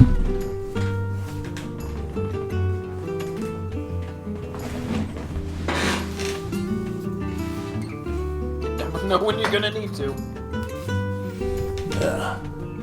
I was actually talking a lot earlier because I was recording videos and my throat still hurts from it. I wonder if I sound hoarse. I never really noticed a difference. I mean, I do tend to speak in a deadpan tone, so... Except for when you guys are either annoying me or Jordan is doing his typical Jordan shenanigans. Hawk.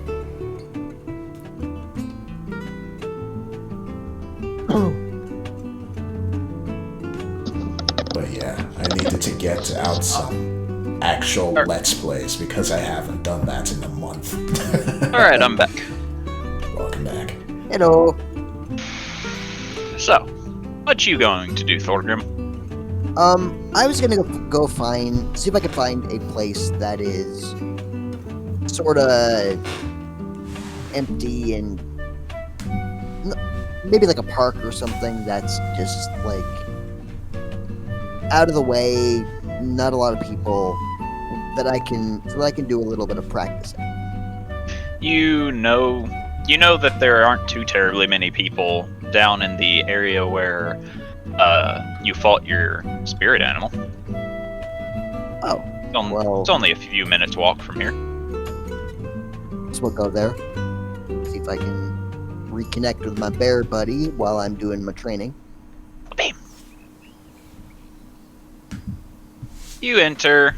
You get a brief reminder of the fight, not only with the bear but with the strange creatures here. But it's very quiet. You hear birds chirping. You hear the skittering of animals. As now everything seems back to normal here. That's good. Is there sign of more bear claws and marks everywhere? No, not No too more- many people. Yeah, only a few people have wrestled a bear here, so it's safe Okay. to assume that there won't be any more. Yeah, he was pretty old. And Thorgrim is going to walk into the clearing, and he will sit on a stump for a bit, and he will take Smasher out, and he'll lay it across his knees, and he'll take a deep breath. And he'll say, "Alright, time to get started." And he will start practicing his with his warhammer. Start swinging it around, seeing if he can get more. Like, he's already proficient with it because he's basically proficient with any weapon due to his fighter level. But he wants to see if he can make the warhammer more of an extension of himself, like his quarterstaff or his unarmed strikes. Okay. It takes you a while, and you're getting used to its weight as you swing it around. It's a bit unwieldy at first, but you get the hang of it. You figure it out. You figure out how it's weighted and how to use it correctly. And over the course of time, you focus your key and you can feel it channeling through the weapon, and you feel like you've got a good handle on how it works now. Okay. Thorgrim will stop for a moment and he'll look at the weapon and he'll feel the surge of his own spiritual energy through himself and through the weapon, and he'll go, wait till Master Ornex sees this. He'll practice for a little bit more, but this is more for, his own peace of mind and kind of stress relief. And eventually he'll tire himself out and he will go and see if he can find the rest of the group. Alright. So while you're doing that, the rest of the group reconvene at the bar. Thanos snapped Thorgrim out of existence. You should have gone for the head. But Hubert, Adelsarday, and Jubilee, you all make your way back to the bar. The two that were having such a grand old time are still at the table. Both are talking to one another, seeming to just be enjoying one another's company. Oh, the two monster hunters are still here. Monster hunters? Yeah, they mentioned something about killing a big beast, but I wasn't sure if I should intervene or ask about it. What kind of beast? Not sure. You'd have to ask him. I didn't hear any details. Hubert, let's go. It might have something to do with what we fought yesterday. Very well, he says, standing up.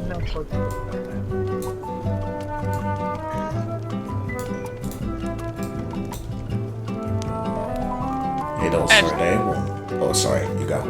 As you come up, you see them both. They have fairly large tankards of drink, and they are just laughing happily. Seem to be having a great time. Excuse me. Oh, hello! It is a pleasure to meet you. Hello. My name is Lady Adelsarday, and this is my friend Hubert. Pleasure. My name is Dan, and this is my daughter, Danielle.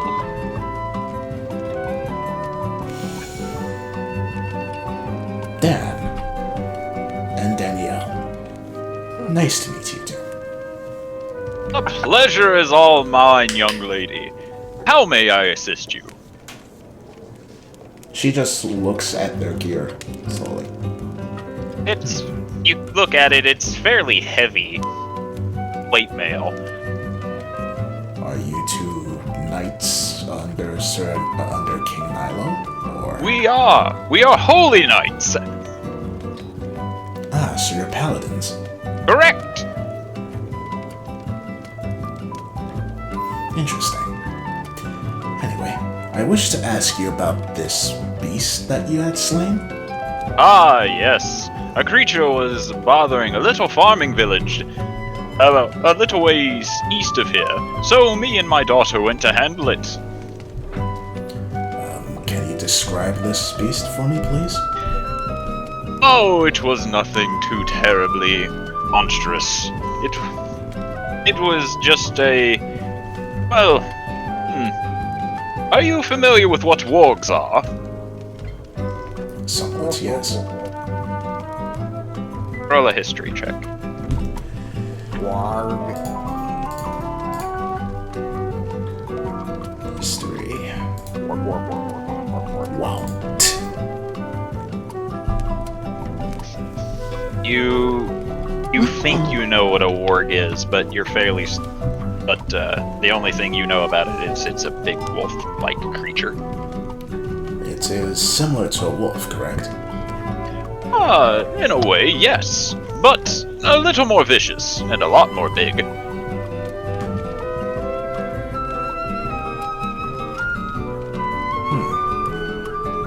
see. It was not the beast as I was thinking of then.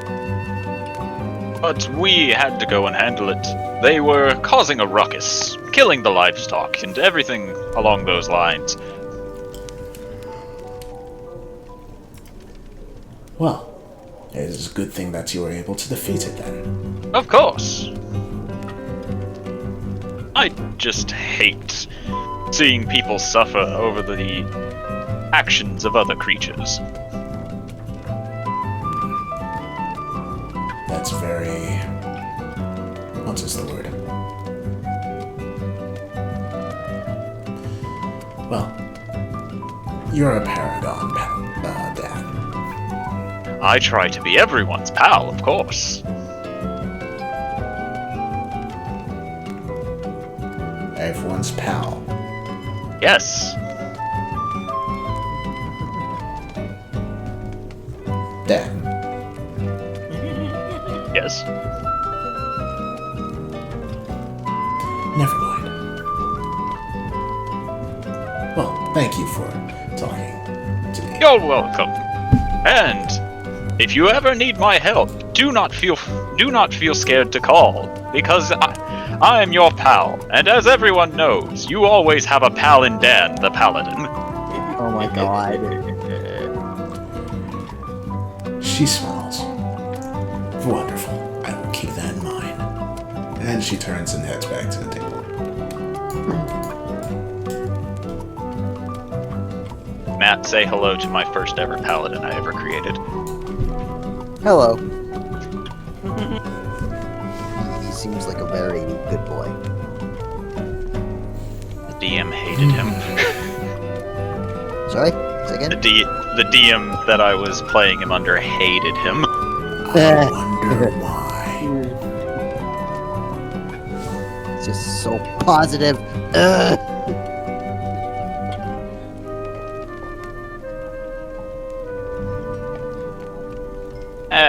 At this, Hubert and Adelsorday will sit back down at the table. Hubert will clasp his hands, set them on the table, and say, "Well, he's a very joyous character." Yes. It is as if that man is unable to frown. Thing go okay? Yes. It wasn't linked to the creatures that we fought yesterday. It was a common beast of the area. Oh.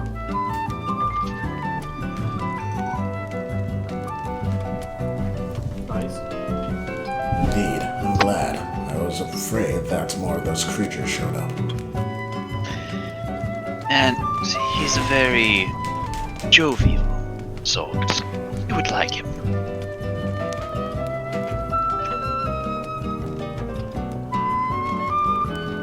He sounds like my kind of guy.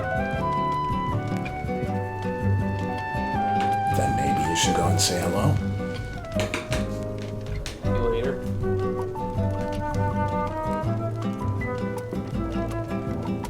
I warn you, though. That man's daughter is with him, so try not to say anything too untoward.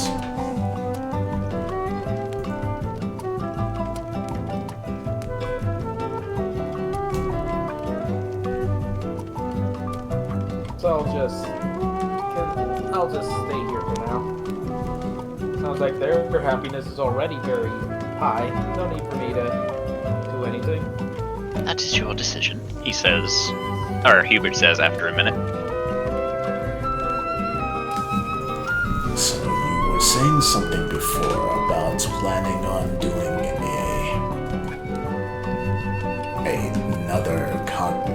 another dance? Again, I will be performing tonight. I'm trying to think, though. Should I do something a little more slow, or should I do another energetic one like last time?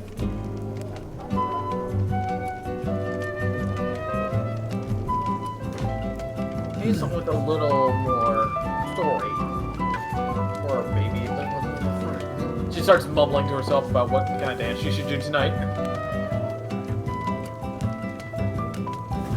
I am unable to help you with that. I don't think I am an expert on your type of dreams. On your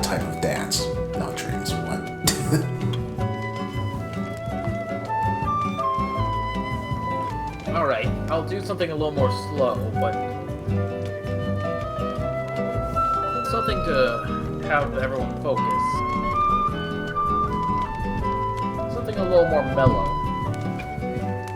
That should work. Pretty sure my last dance was pretty... What's my last dance, an energetic one? I do so many.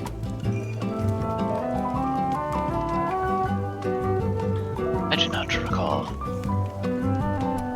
At this point, Thorgrim, you meander your way to the steps of the bar. Clarity's sake, I'm almost certain I did a slow dance last time, so...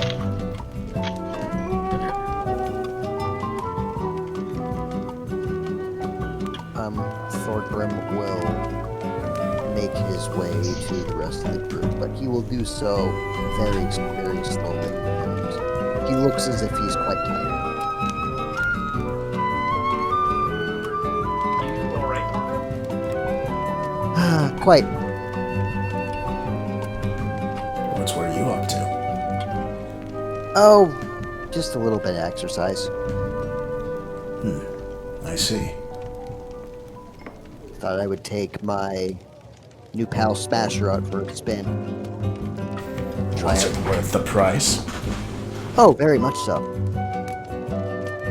I'm very happy with my latest business transaction. And he will Good to hear. bend the warhammer in his hands. Just twisting it around.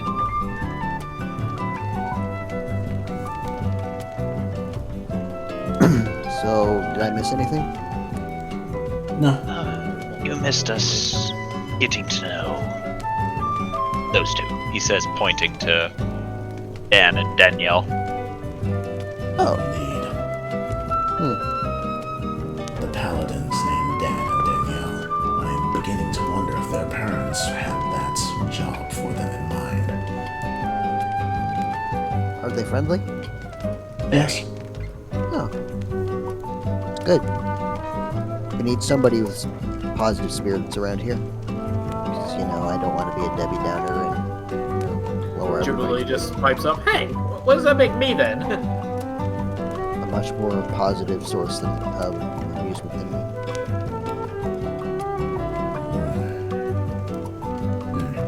A seductress? Looks at Hubert. Goes to say something, then stops like, no, that's right. I mean, to be fair, you have tried to seduce half of the party that is here presently. Adel Sarde, glances over at Hubert, and for a brief second, when she looks to Jubilee, it's that soulless look once again, but then it, fades. I only tried once with you, and you did, and I already know to back off. I didn't try anyone else. That is untrue. If you recall, you placed your hand atop of mine, and by your own standards, that would mean that you were trying something. Correct? And that's you. Adel Sarde is, glancing at the menu, and her eyes, practically shine with malicious intent, as this is mentioned. But I just imagine glowing red eyes peering up over the menu. basically, it's like her eyes just flash with red, and it's glowing for a brief second, and then she's just back to reading. And again, that was only you, and I backed off.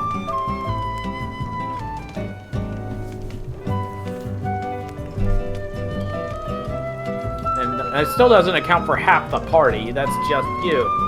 I said half present. Because if I do recall, I did, walk in on something. He says, Was not flirtation. are you certain? Yes.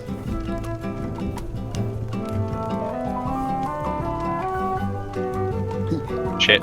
Shit. Thorgrim is drinking from a beer, and his eyes are kind of ping-ponging between Hubert and Jubilee. He's low-key enjoying the drama right now. Also, I put in shit posting Adel Sarde currently. Yep.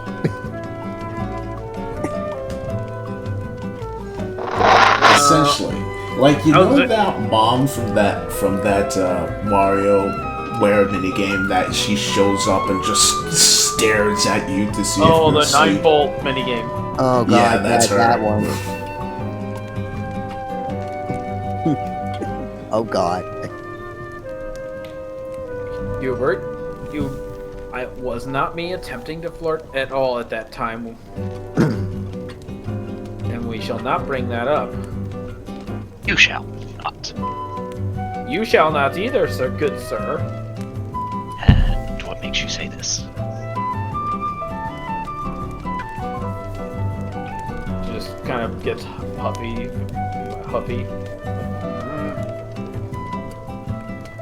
Again, that was not the intention. I just wanted to help, and it ended up like that.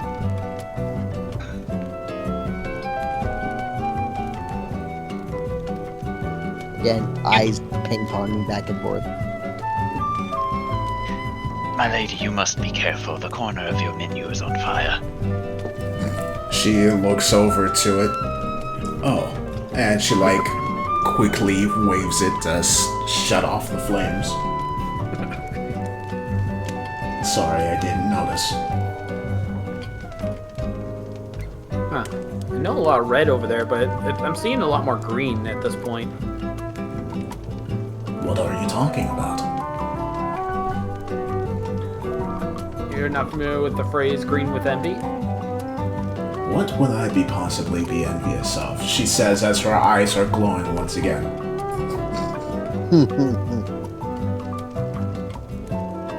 Again, I didn't do anything, and I'm not doing anything. You're assuming too much, Adelsarde. I have no idea what you're talking about, Jubilee. Your menu's on fire again. Oh, so it is. And this time she doesn't even put it out.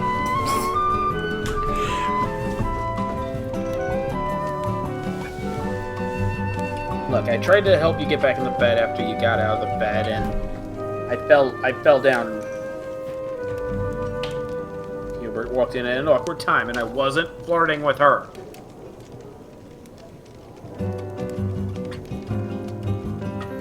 Anywho, she like puts down the flaming menu. Do you have any books for me to read as we should spend the time, Hubert? That's a wooden table. You shouldn't put a flaming menu on it. Hubert will pull out a black book and offer it to Adelsarde before licking the tip of his glove and just the flames out.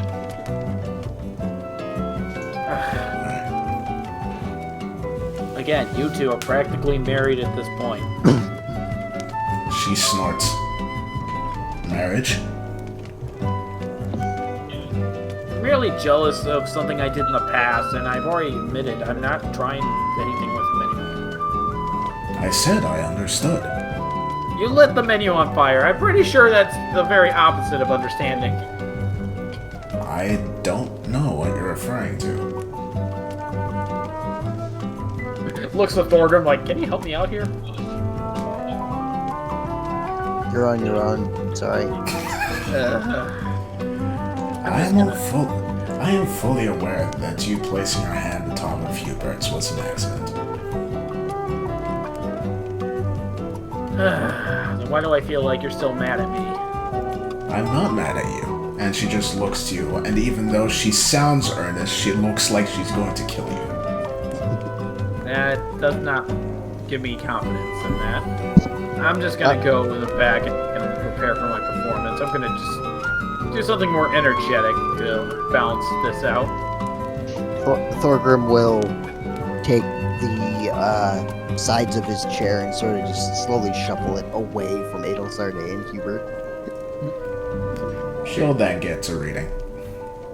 You Hubert just hear a Hubert will look to you, Thorgrim, as this happens. Is something the matter? No, I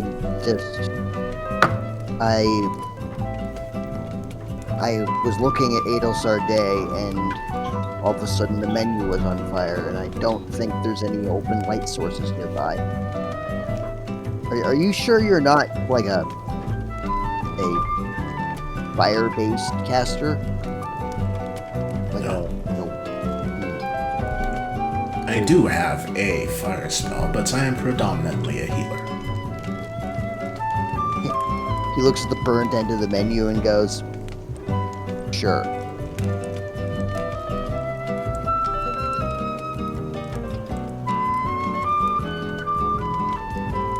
And he'll very slowly just return to his now empty glass, and he looks like he's about to take a drink out of it before he realizes that it's empty, and he goes, "Oh." Still scooching away. Yeah, just Meanwhile, with Jubilee, I just wanted an innocent sleepover, like nothing bad, and it turned. I wanted an innocent sleepover, and I just accidentally fell on top of her. Curse you, deities, for making this incoherent accident happen. curse you, dice gods. Yeah, that too. Curse you, Deus Ex Machina. Curse you, TV tropes.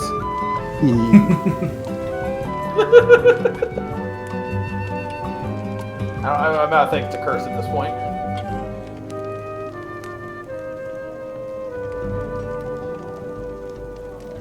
But I guess Jubilee will be starting to practice a more energetic routine. Something with a lot more energy and flourish than the last one, which was a lot more somber, calm. Alright. Roll performance. I am to practice.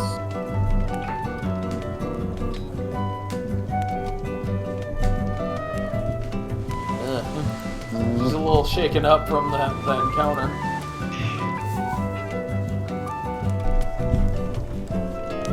Damn, Adel Sarday struck her more than was expecting. I was really hoping for the nat one, honestly, just, to... It was close. That was.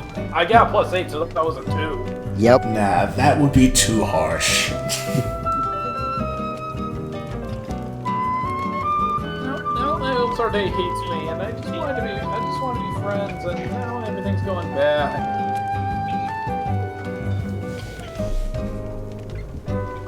Some poor busboy taking his breakout bag is having to listen to Jubilee vent. It's the said busboy listen to Jubilee vent. It's like, yeah, it sucks. Now we gotta perform, and I'm anxious because I'm pretty sure my friends hate me, and I don't want them to hate me. And blah blah blah. Carry on. Cut away.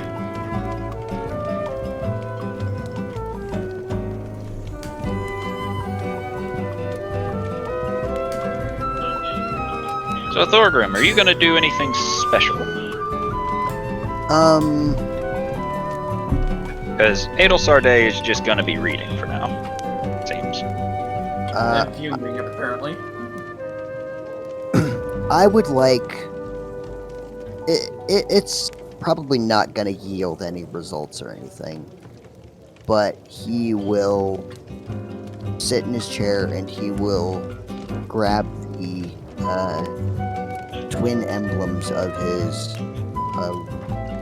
bear and his teacher, and Sure. he will try and do some, he'll try to do some Zen meditation. He doesn't really know how to do it, but he's trying really hard to sort of relax and calm himself from the events of the past 2 days. Alright. Roll a wisdom check. Only just using my wisdom modifier? Yep. Okey-dokey. Poop. Nah, can't get anything. You rolled a 2 as well. Yep. You close your eyes and you begin trying to meditating, and immediately your mind wanders right back to Hubert having been teasing Jubilee, and that's currently what's racing on your mind at present moment. Then it wanders to bacon. Thorgrim will blink, his eyebrow will knit in concern and strangely just a little bit of anger. But he will otherwise remain silent. You don't see anything as your eyes are closed before you then feel something wet place against your forehead. He'll blink his eyes open.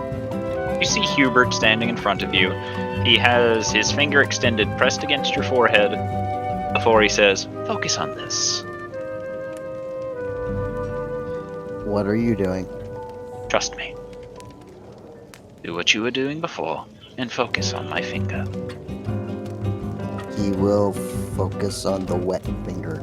Alright, roll another wisdom check. Better. There we go. Little better. You focus on it, and Hubert will then pull his finger away, and now rather than focusing on anything else, you're focusing more on the now cool, drying, wet fingerprint that is on your forehead, which is keeping your mind busy and undistracted, except for the one spot. I hope that was just water. It was. Okay, cool. And he will continue to try and meditate on that one singular spot, sort of keep his mind clear. Alright.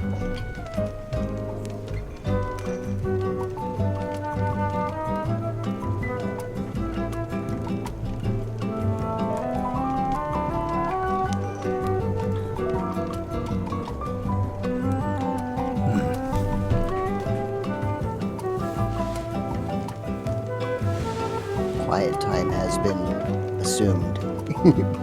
It is time for the quiet. Yeah, so what now? we're this is Hold full on. like librarian Yeah. mode. I'm gathering tokens. Not ready yet. Oh no, tokens, people, things. Oh my god. So, as time passes, eventually the usual crowd of our folk come along and begin taking the chance to relax, enjoy food and drink, enjoy the food and drink as it gets ever closer to around the time Jubilee would start performing.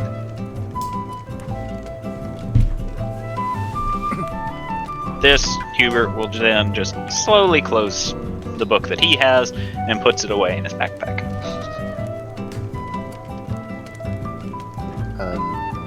I'm assuming at this point that the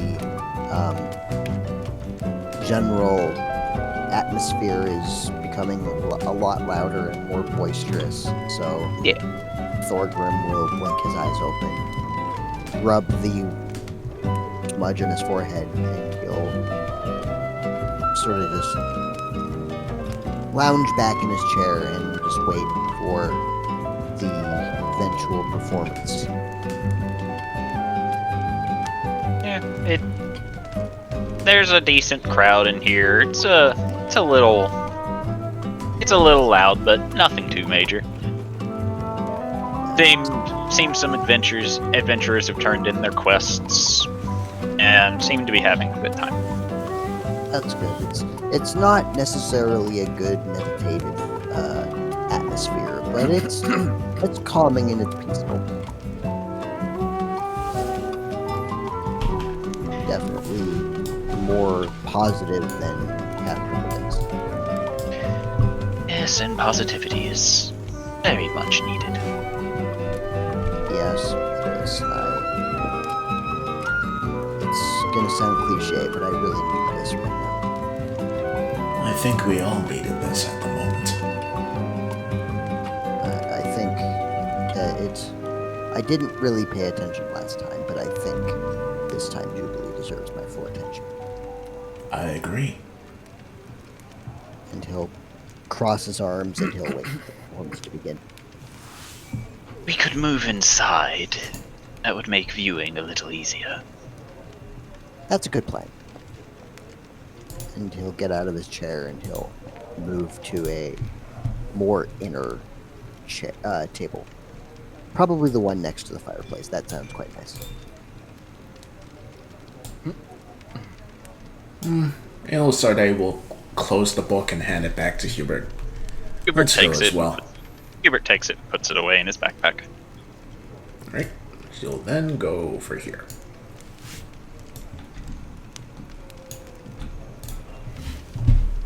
Right next to the paladins. Ugh. So changing into the dazzling outfit again. Showtime. We will again once more make our way to the stage and take a deep breath to compose herself and begin performing. Or performance.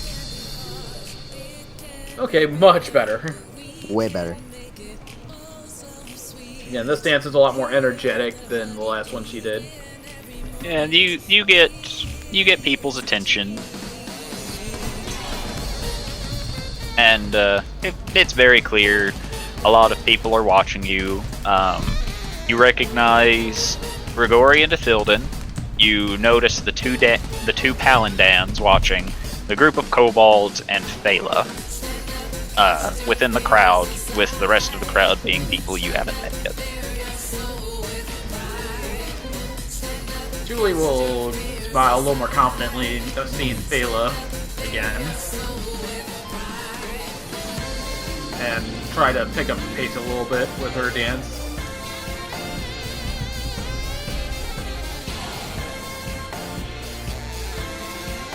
Hard to do on a 2D platform, guys. I'm sorry, I missed what you said. Discord goofed on me. What'd you say? She'll smile seeing Phala and then pick up the pace of her dance. And then I moved around and I was like, sorry, it's hard to do on a 2D platform. Okay. It's hard to show off the moves. You gonna do anything special with your performance? I think I will. She'll start doing a few spins before going to a finale of leaping off the stage and landing in a bowing position. Oh, damn. Yes. I meant more, are you going to try and charm anybody this time? Yeah, why not? Just because I've been performing for long enough.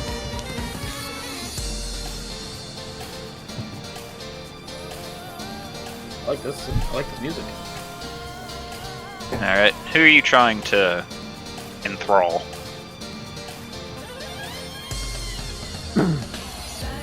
Knowing that they're dragons, it probably won't work, but I'll just throw it at those two anyway. I don't want to throw it at Phala, just because I wanted to see if she'll naturally fall for it this time. But I'll throw two at the paladins, and then I get one more target, I believe. Yeah, no, only 5. If you're hitting both dragons, that's 2. Both Dans, that's 2, which is 4. And then Phala is. I said I'm not doing Phala. Oh, okay. Phala's not a target. I want to try doing the natural. You know what? Just for shits and giggles, I want to see how my own party members fare against this. So, Adel Sarday. Okay, so do I need to roll? You need to roll a wisdom save. Hold on. Yeah, a wisdom save. And you have to beat a 16? Oh boy. Well, it doesn't really matter. No. But yeah, 16 was what the need, but again, she does not know if she succeeds, so there's no evidence. I can tell that Hubert is getting sus. There's something going on here, and I don't like it. Alright, so you do your dance, and you feel that 3 have taken effect, and 1 didn't affect somebody at all. And then the fifth one was shattered almost the instant you tried. Sorry, I missed the first half of that. I heard the last two didn't work, so what was that again? You know that 3 of your targets have fallen and are now charmed by you. Interesting. That means I've charmed at least one of the dragons. At least. So, you know 3 took effect, 1 didn't, and then 1 was just essentially shattered before it happened. Denied. Again, that was just more testing the waters of capabilities for the party, but just for shiggles, I'll say you actually know it was Adel Sarday that didn't even flinch.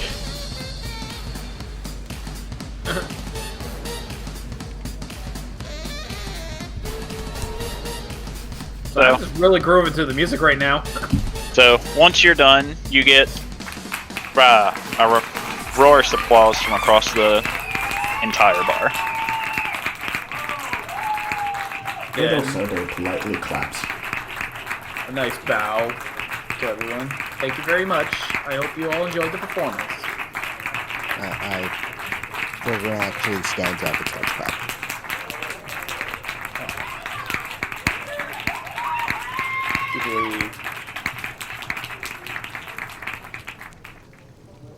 The timing on that applause. That was fitting. Yeah, it was. Combat time now! Julie will make her way to Phala. Just like catching her breath. Well, that was a very good performance you had there. Thank you.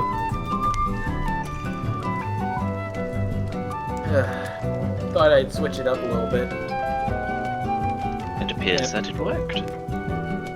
Yeah, look at how happy everybody is.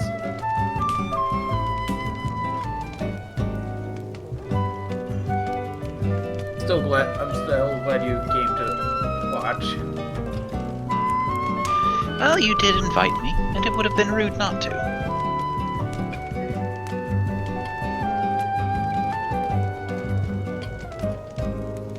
So, have you considered what I asked before? Which part? How about maybe going out tomorrow for some tea and some lovely company? You just asked that of me today. I still have to make my decision. Of course. It was earlier in the day, so I didn't know.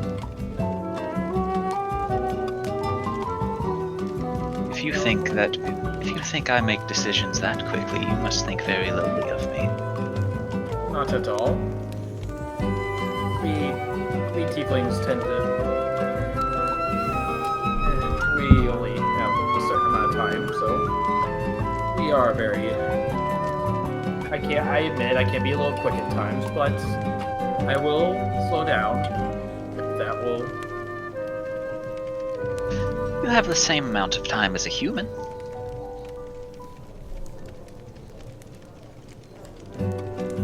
Well, I suppose that depends on the tiefling. She just kind of sheepishly looks at her, looks away, and kind of rubs her arm. I suppose that is true. In any case, you performed very well. Thank you very much.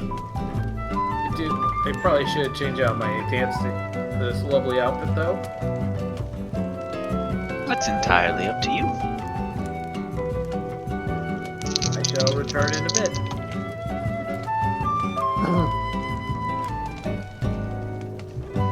Goes backstage again. You earned 10 gold Nice. from tonight's performance. Pretty much paid for the daggers right there. Got 1 more gold than you pay for the daggers. Yeah, it was originally 10 gold until you knocked that gold off, but you pretty much paid for the daggers. Alright. Hopefully one of the pretty boy charm doesn't try to get a little sneak peek behind the curtain. Hubert will then go back to facing the table and say, "That was a good performance." I agree. It was very entertaining.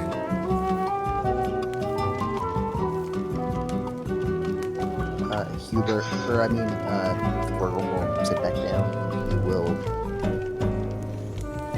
nod and just say, "Yeah, you know what? I should pay attention more often. It's good stuff." Yes, you should.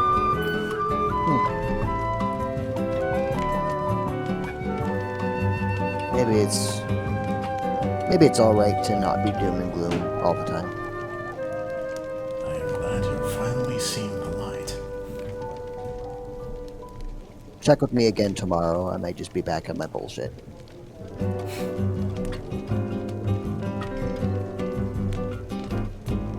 I suppose we will see. Yeah. Tomorrow you may want to see the progress of your master. King I Nilo did, in fact, say that you could come and ask about it at any time. I think I will. A daily checkup would be a good idea, just to see how much progress he has made. Perhaps if your master is not here, we can take up a quest tomorrow if we visit the king.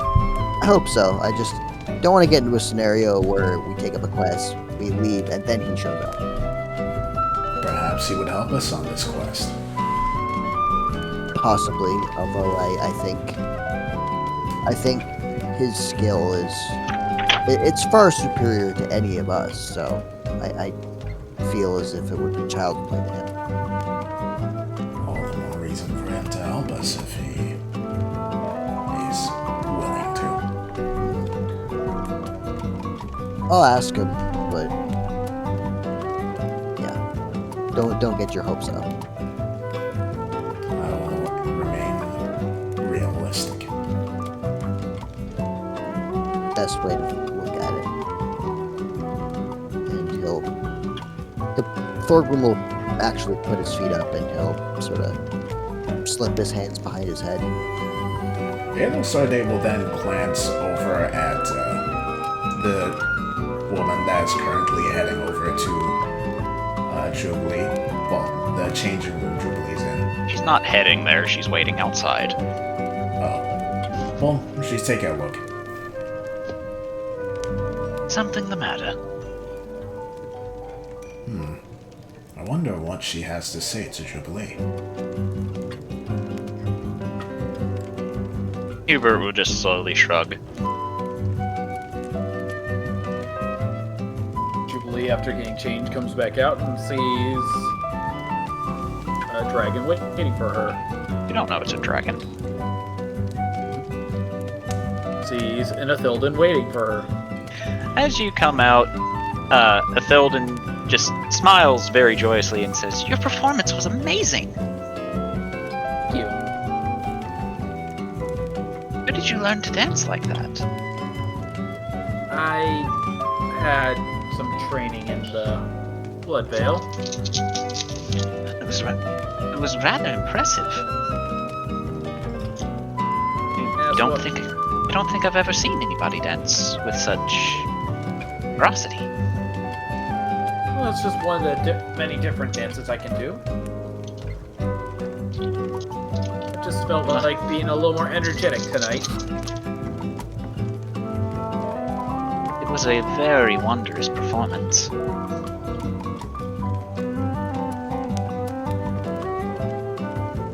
That means a lot coming from you, Miss Ithildan. She smiles very happily to this. Jubilee will give her a deep bow. Oh, how often do you perform here? Do it as often as I can, but I don't really have a set schedule, but I try to do it at least a night. Will you perform tomorrow? If everything goes well, perhaps. I believe there's nothing stopping me from performing tomorrow. You see But her. I will have to check. You see her kind of jump up and down in a giddy fashion to this.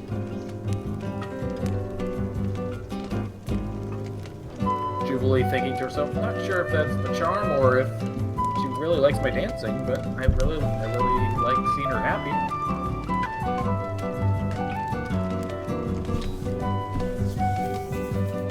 I just wanted to tell you how much I liked it. Well, I hope you and your husband do enjoy more of my performances in the future. Oh, I'm sure we will.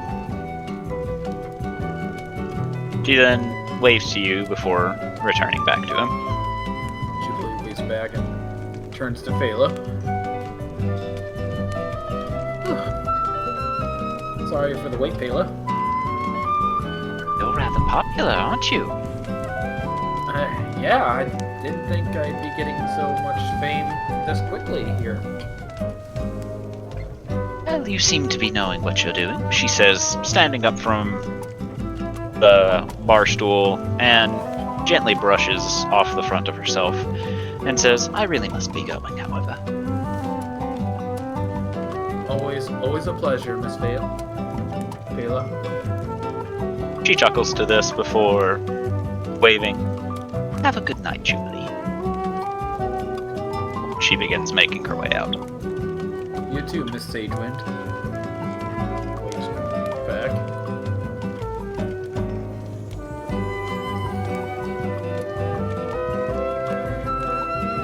Then she'll go to the table where the party is and have a seat. As you do, from the table next to you, you just hear, that was a remarkable performance! Ooh. Julie kind of jumps a little bit startled. Thank you? And you see him stand up before coming over, and he holds out his hand to you. We haven't met yet. My name is Dan. A pleasure, Mr. Dan. I am Jubilee. Please. Just Dan. Or Palin Dan. Whichever you would prefer. She'll chuckle, amused at the obvious.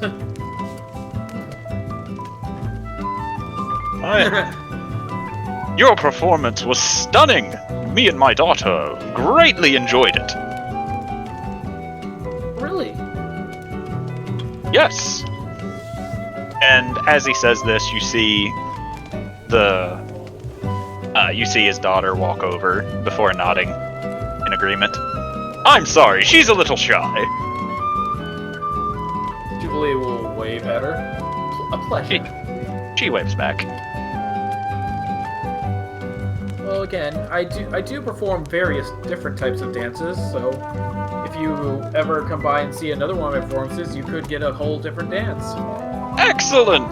That is good to hear. Like I've been telling others, I just felt a nice energetic dance would be great to lift people's spirits tonight.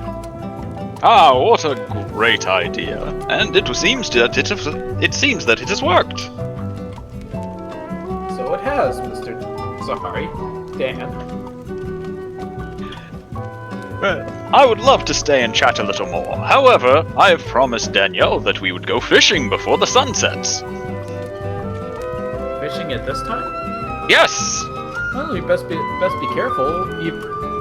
Even such heroic adventurers such as yourself should be cautious at night. Of course we will be. We're trying to catch glow trout.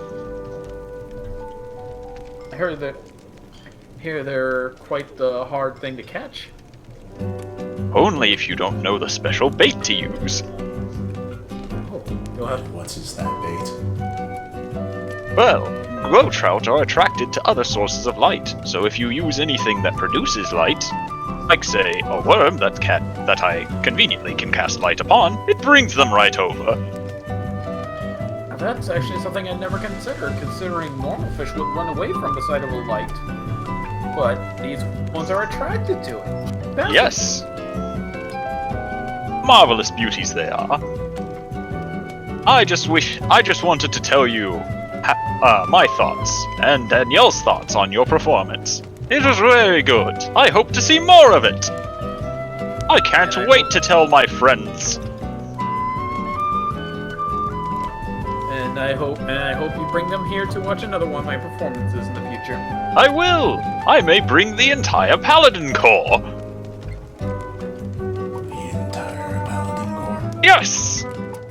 You're not sure why, but for some reason, Jubilee, you hear a cha-ching.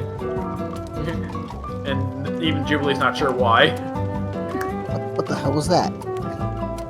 Halo Sarday just glances around. So does Jubilee, like, I'm not sure. Someone must have dropped some coins.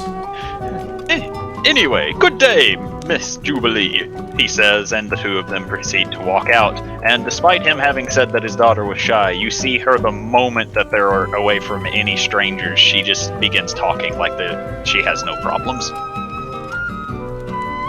So now Jubilee is kind of putting 2 and 2 together.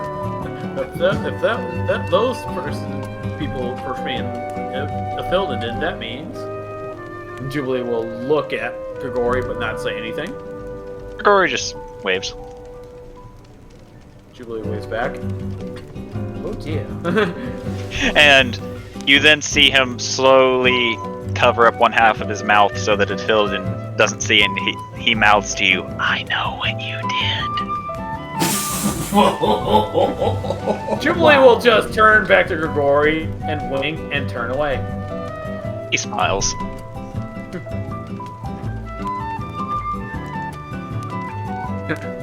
Game knows game.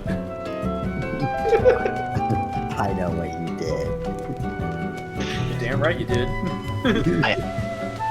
I know what you did. There's easier ways. Highway's fun.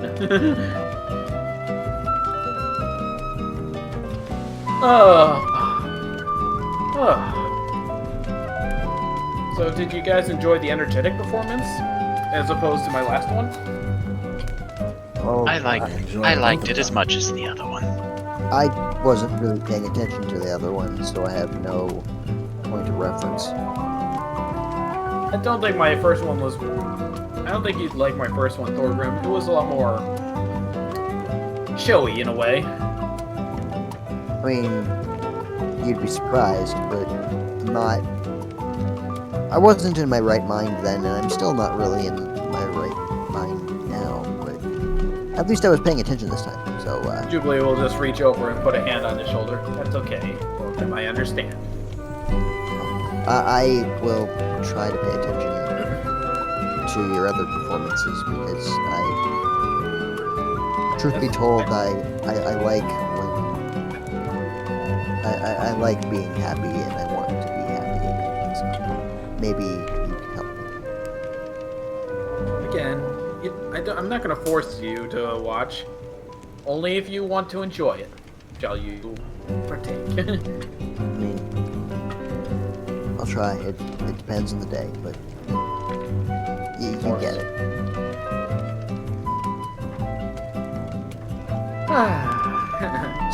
Jubilee just kind of relaxes in her seat. Well, I at least made a little extra today. Points out the 10 gold she made. And you've gained some fans, apparently.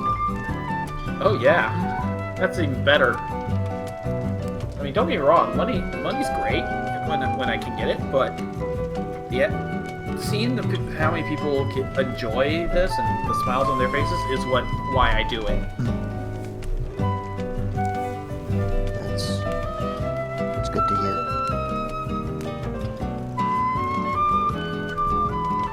So, do we have anything else planned for today, or do we just drink and talk about stuff? Because Drink, be merry.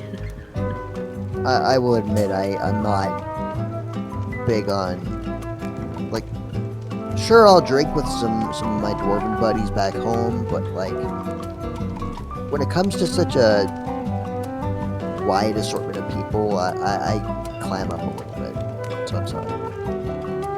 You're shy, Thorgrim?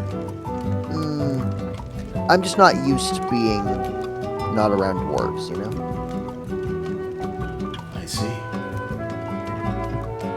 I didn't typically venture out of Sylvania very often until now, so... I mean, I had my pit fighting duties to deal with, so... You know, I mean, I can understand. The dwarven people are very proud of Sylvania, and it is a nice place. Maybe not for everybody.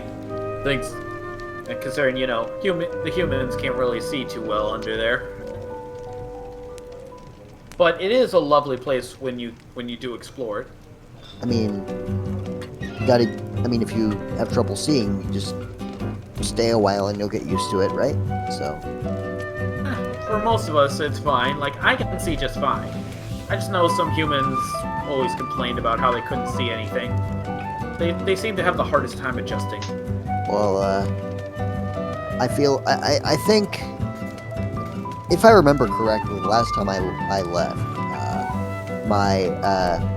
I know someone who's been kind of working on something to help with that. Because, since Sabania is such a big place, humans are going to come down here eventually, so, might as well make their experience a little easier. Especially with... okay, hold on. DM? Question? Yeah. Answer. Back in the other campaign, was the railroad between Sabania and Twilight ever built? Sort Was that of. ever completed? Sort of. There are tunnels that connect the two, but there is no actual railroad. Okay, so it's not completed yet. Well, again, They all skimped out at the last second. of course. Well, with the connecting tunnels between Sabania and the Twilight Kingdom, they would need to try to cater a little more to human tourism, considering the connection between this place and theirs. I mean, Yep. Twilight Kingdom has a large range of people, but there's still a lot of humans around here. Yep, and that's why we need to focus on our technology to make the tourism a lot easier so people will come and visit more. Well, it's a good thing you got people like us, points to herself and the rest of the party, who can see just fine still. Yeah, I'm surprised that I managed to fall in with a group that already has the ability to see in the dark. That would definitely make any trips back home a little easier. Yeah, it would be a very shame if someone were to travel down there and no one could see in the dark. Looks to camera. Could you imagine if Hubert was human, he'd be bumping all over the place and trying to swing his sword, and it'd be a big waste. He probably would have a hard time finding his sword in the darkness if he was human. I would Why just... Hubert specifically? Well, he's because the only one closest to human. Well, that, and he also has a very large sword that he would need to dispatch baddies, and you can't dispatch baddies when you can't see. Hubert just kind of stares at you before looking down at his twin short swords and then looks back at you. Have I choked you? Yeah, Ilosarde is like just looking at you as well. Yeah, and we're speaking I assure hypothetically. Yeah, I assure you, Hubert's will be fine.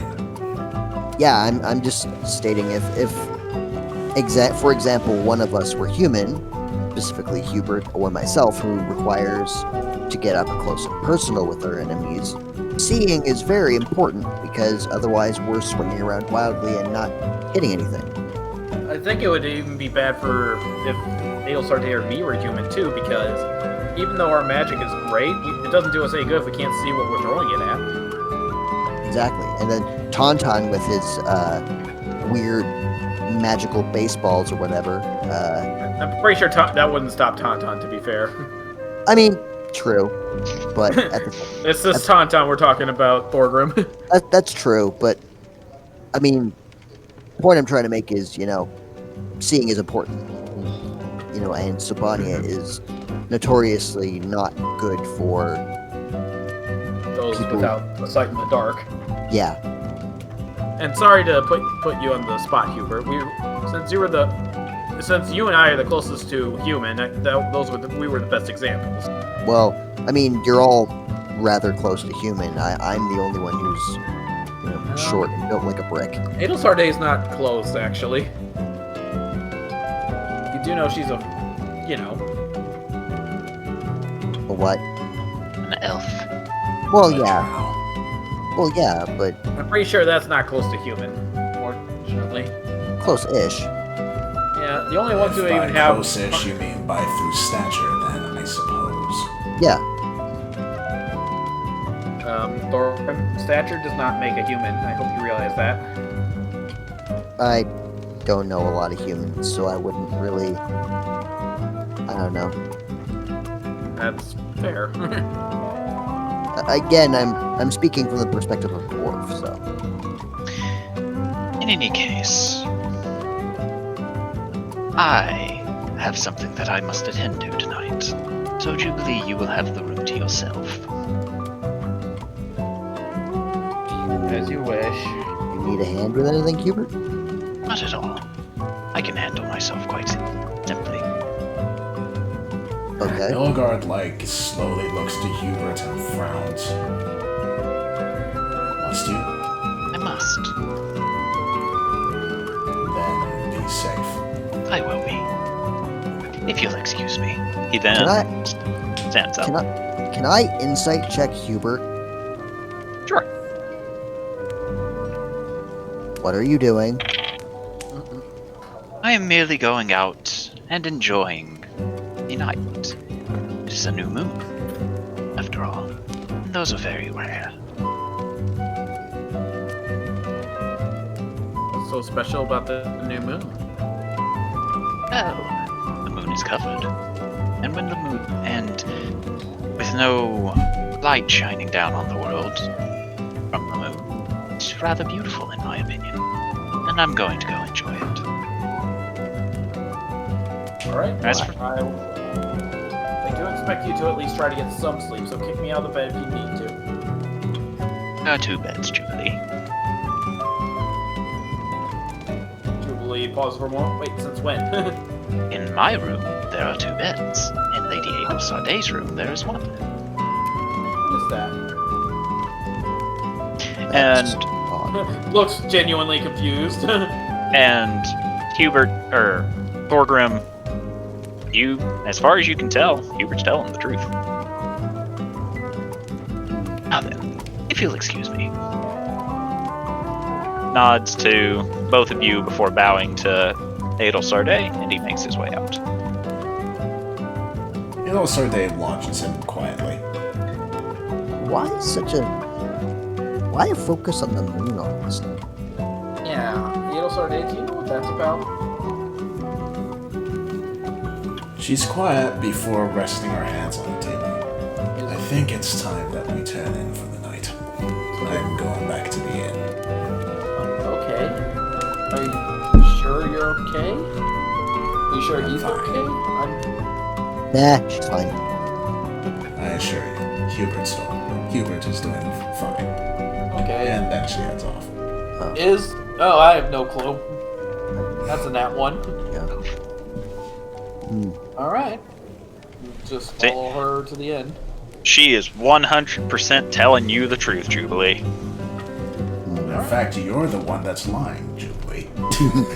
You're lying to yourself. You're lying to yourself. You do have a crush on Hubert. I'm Ron Burgundy? I don't know. Thorgrim will push the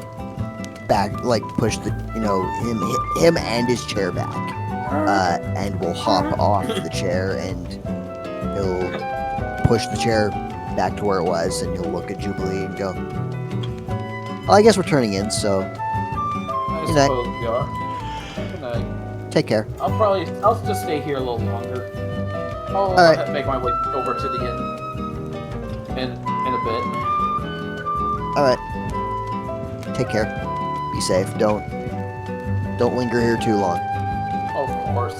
If anything, I'll ask for an escort back to the inn. And he smiles an unusually fatherly smile to Jubilee before slowly making his way out of the tavern. Nano snapped. Ah, I don't exist anymore. No, You should have gone for the head again. I went for the head this time. No. Why did it fail? I have 2 heads, you hit the wrong one. Damn it. on That's for how the Thanos ass. got circumcised. Oh God! Wow. Muzzle top, hey! I'm tired. This is the tired Zochin jokes. Well, that's one way to get ahead. Boo. Boo! So, Jubilee, what you doing? Jubilee will hang around and maybe have another glass of wine for a little bit. Just kind of observe the remaining patrons.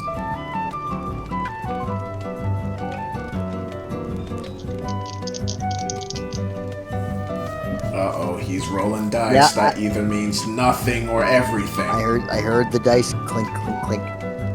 As you relax and enjoy a glass of wine, you start hearing footsteps as Edo comes over, rubbing the back of his head. Oh. Hey, Edo. Hi. How are you You're- doing? I'm well. How about you? Doing great. Just... I hope you liked the performance I had earlier. Oh, it was good. It was very good. It left me kind of speechless, honestly. No?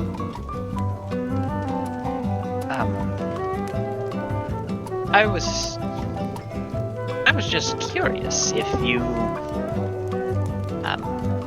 maybe wanted to spend a little time together outside of this bar. I you know.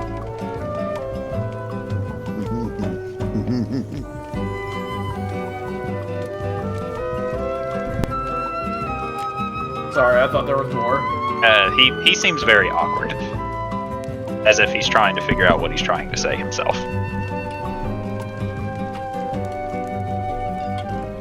Did you want to spend some time together later? Or tomorrow? Or tonight?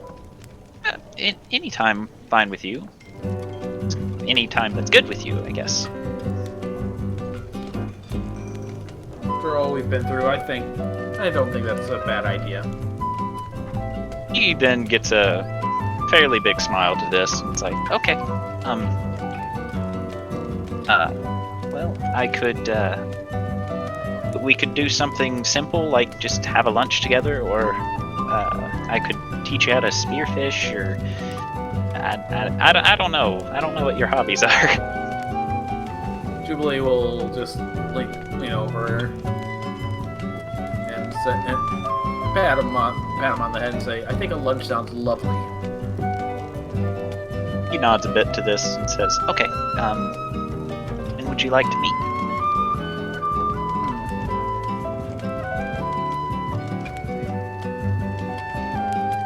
It's in a couple of days. So let's say 2 days from now.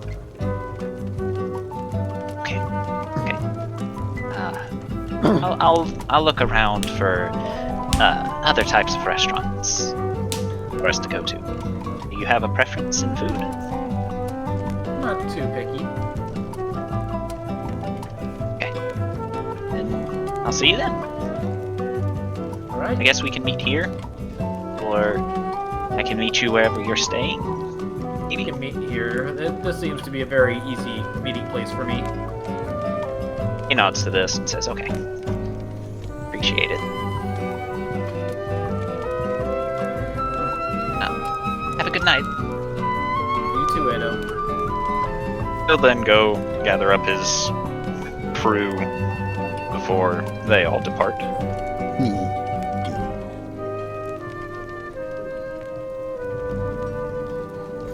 Kind of bad now.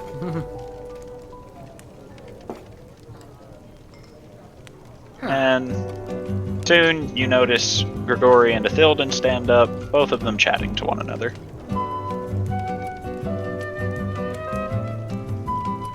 Julie's just gonna finish off the glass of wine and probably see them watch them leave. I'm guessing. And as you do, Grigori looks to you before just giving you a grin doesn't say anything unless you go to try and stop him from leaving.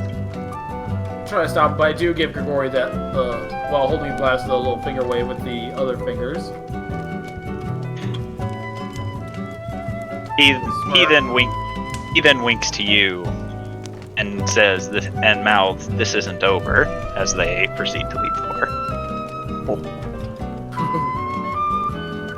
Whew. When the hell did I get into a dating sim? When you decided to play the bard! Oh yeah. I'll be right back. You'd be back. Bards equal charisma. Charisma equals dates. I told myself I was not going to play a horny bard. And enough comments, and I was like, okay, you know what, fine. I'll embrace this stereotype. Oh yeah, well guess what? Now everyone's horny for you. The tables have turned. My, how the turns have tabled. The turntables have table turned. Borgrum, get the tables. Blah blah. What was that? I don't know. So, what Yes. are all of you going straight to bed, or are you going to do anything through the night? Thorgrim is going to just pour himself a glass of Dwarven rum, take a big old drink, and then go to bed. The Dwarven sequel. Oop. Yeah, exactly. It'll Sarday, are you going to do anything? Yeah, she's actually gonna be, like, waiting in the lobby of the inn. Okay. Jubilee. Jubilee will probably arrive at the end at some point and Alright. see Abe Sarday. It's like, hi. She looks over. Hello. I know I asked this earlier, but are you sure you're okay? I'm fine. Don't think I get to make another insight check, so. You know, I'll be nice and let you roll one with disadvantage, and Zode, you need to roll deception.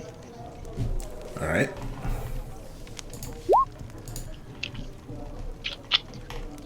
I could have had that 23 from earlier. Yeah. No. Wow. Well, don't stay up too late. She smiles. I'll do my best not to. Otherwise, I might try to take your room from you. Kidding. I'm kidding. I won't do that. You best not. That bed, And she smiles. that bed, Good that night. bed must be really comfortable. All right. Good night. And she'll head up to the Hubert room and take the unused bed. We'll get changed and then go to bed. But yeah. So, a couple hours later,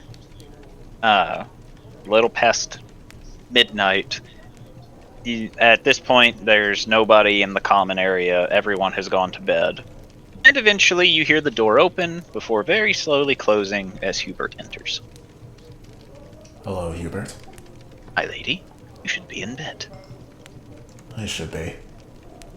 Why aren't you? Just wanted to make sure that you got back okay. Of course. She nods before getting up. Alright, now I'm going to go to bed. Dies well. Sleep well. Are you okay? I am fine. Are you certain? I am. You were sure to use your healing spells on yourself, yes? Yes. Alright. As you have commanded of me, which I personally view as a waste, but You view a lot of things as a waste. it doesn't make it any less true, however. I guess we'll have to agree to disagree on that one. You really shouldn't wait up for me. Need your sleep, after all. Perhaps not. But I feel I wouldn't be able to sleep until I knew you were returned. You act as if something drastic would happen to me. Considering what you're doing out there, is that so outside of the realm of possibility? Of course. I've done it hundreds, if not thousands of times. And I always come It back. only takes one time for something to go wrong. In any case, you should head to bed. I think I will. I'm tired. But we have a long day tomorrow. Presumably. We don't know how long it will actually be. Sleep well. Fair enough. You too. Then she heads up and goes to bed. He will head to his room and lay down in the bed that he has.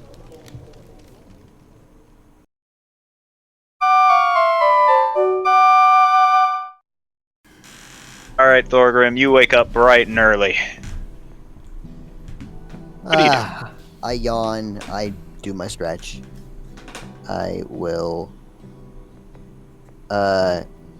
get a morning glass of rum, because I can, and I will do my morning stretches before heading into the common room. Okay. Jubilee? Or, actually, Thorgrim, you go into the common area, and once again, you see Hubert just sitting at a table next to the fire where his kettle sits as he looks over to you. Good morning, Hubert. Hello, Thorgrim. Bright and early as usual, I see. Of course. I wake up before the sun even creeps over the horizon. That's... Huh. Anyway, do you have any coffee? Yes, I am brewing some right now. It will be ready in a couple of minutes. Oh, okay. Coffee. He'll look for a chair and sit down and just wait for the coffee because coffee is good. And he will look up at Hubert after a moment or two and he'll say, do we have any plans today? Well, apart from going to King Nilo and seeing if he has anything for us to do, I am uncertain. That's fair. But as far as I know, the plan is to go to him, get an update on your master, and then see if there's anything that we can do for him to earn a little coin or spread our reputation or any other number of things. That's a fair point. I do need to visit him anyway. Because, for track to see how far how close my master is to showing up here.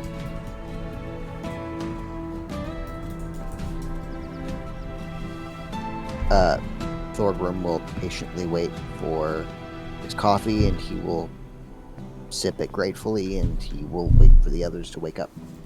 Alright, Jubilee, you wake up this time. Get dressed and sleepily walk down the stairs. You see Hubert and Thorgrim in the common area. Hubert's pouring Thorgrim a cup of coffee.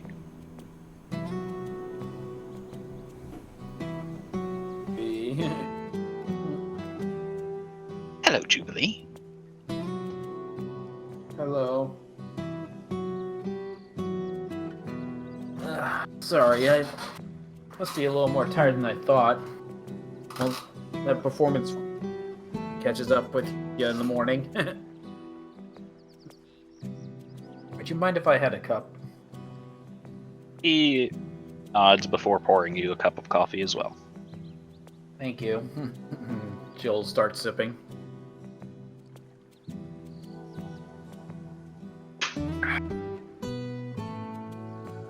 I'm surprised at you, Jubilee. Why is that? You talk in your sleep. I do? You do. First I'm hearing of it. Probably don't sleep very often with others in the room. What did I say? Nothing of importance.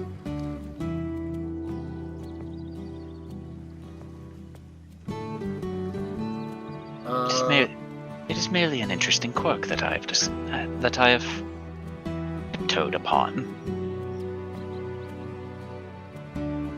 So I just say random nonsense in my sleep? Seems that way. Huh. Interesting. At this point, Adel Sarday, you will begin waking up, and I will let Chaos finish what you were about to say. No, that was it. I was just gonna say she takes another sip. Alright. Adel Sarday will rise up and will just prepare herself and then head downstairs. You see the others sitting at a table, all enjoying a cup of coffee. There's one cup waiting for you. It steams, looking fresh. She heads over, picks it up and sits down and starts sipping it. Jubilee will say, well, I think our party has at least one good ritual together. Sitting down and drinking coffee. Yeah, it's a good way to enjoy each other's company. I agree. It's a nice way to start our mornings. Before we go to the bar and start drinking and enjoying each other's company there? I suppose, but this is more of a calm, nice way to start the day. Fair. Jubilee says that she's looking down at her cup. I don't know, this just feels nice to me. Like a family? Jubilee doesn't say much and then goes, yeah. Yeah. Thorgrim smiles and reaches over and pats Jubilee on the shoulder. Jubilee will eventually finish her cup. So what is on the agenda for today?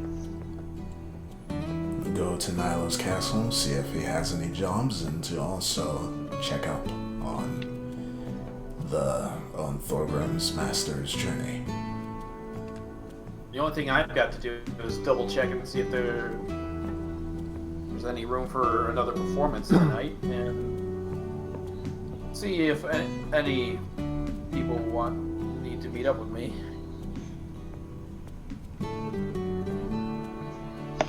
It's the only thing on my agenda right now. But most of the rest of the day free. Else got anything to add? I'm sorry, my mind keeps turning off and I just miss like 10 seconds. It's like my brain is doing the Discord lagging. Are you tired, dude?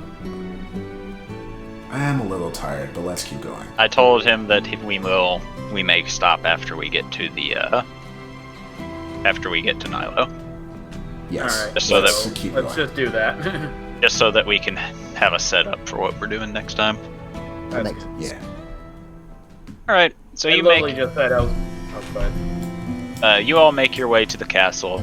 Nilo is standing there waiting for you, and he seems to be currently rubbing a rag across a very old-looking mace. Original.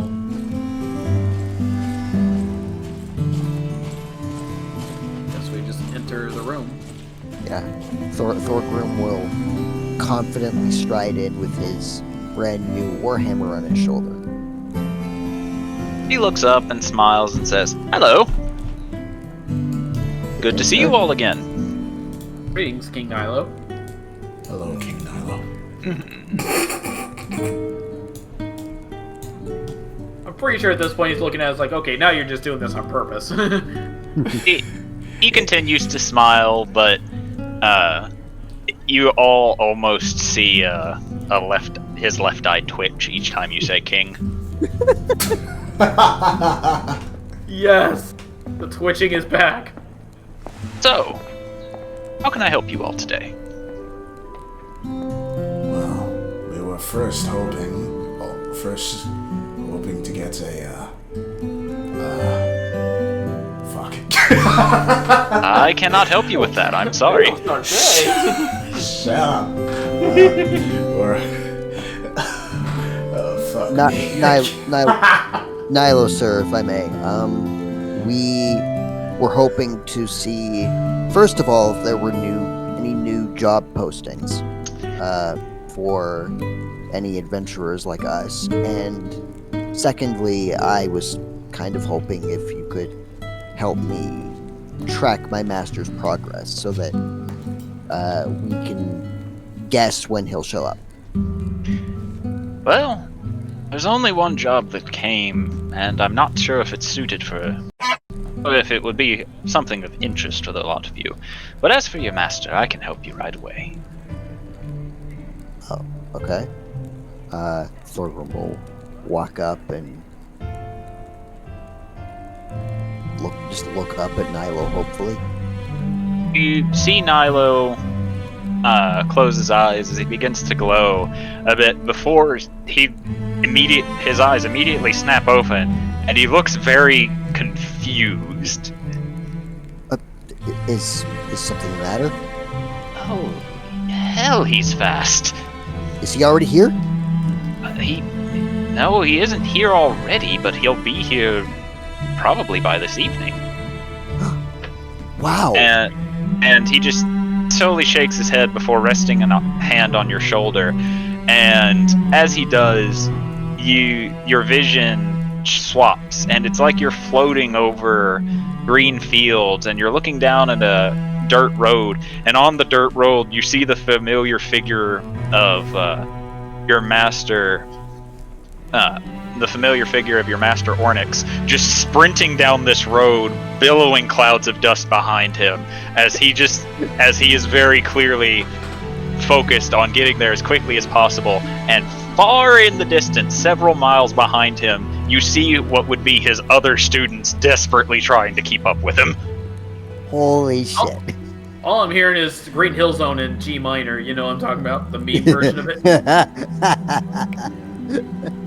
And at that, the vision fades, and he goes, "Your master moves quick."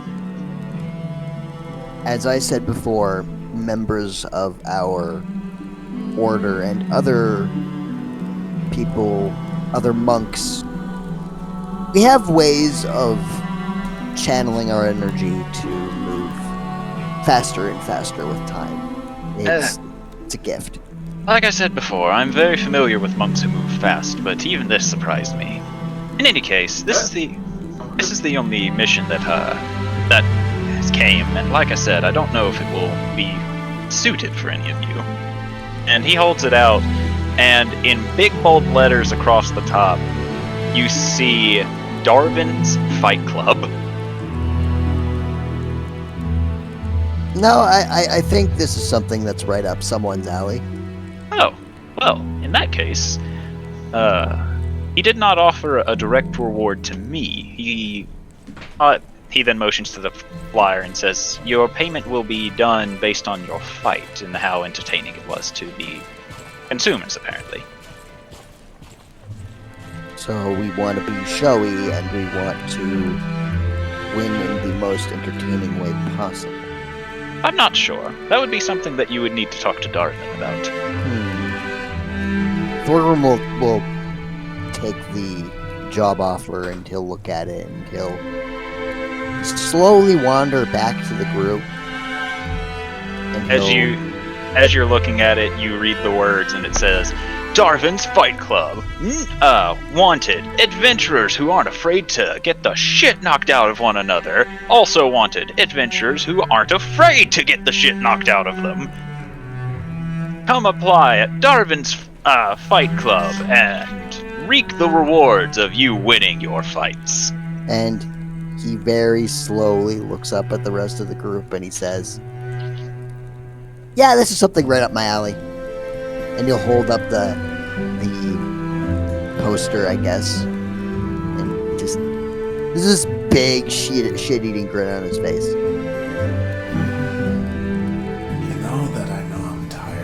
Because I see the tiny goose and I'm just like, okay. Alright.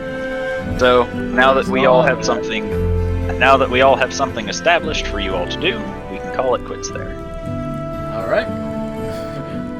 Next episode: Thorgrim enters Fight Club. Jubilee's many dates, and what's going on with the Drows? There's the name of the episode.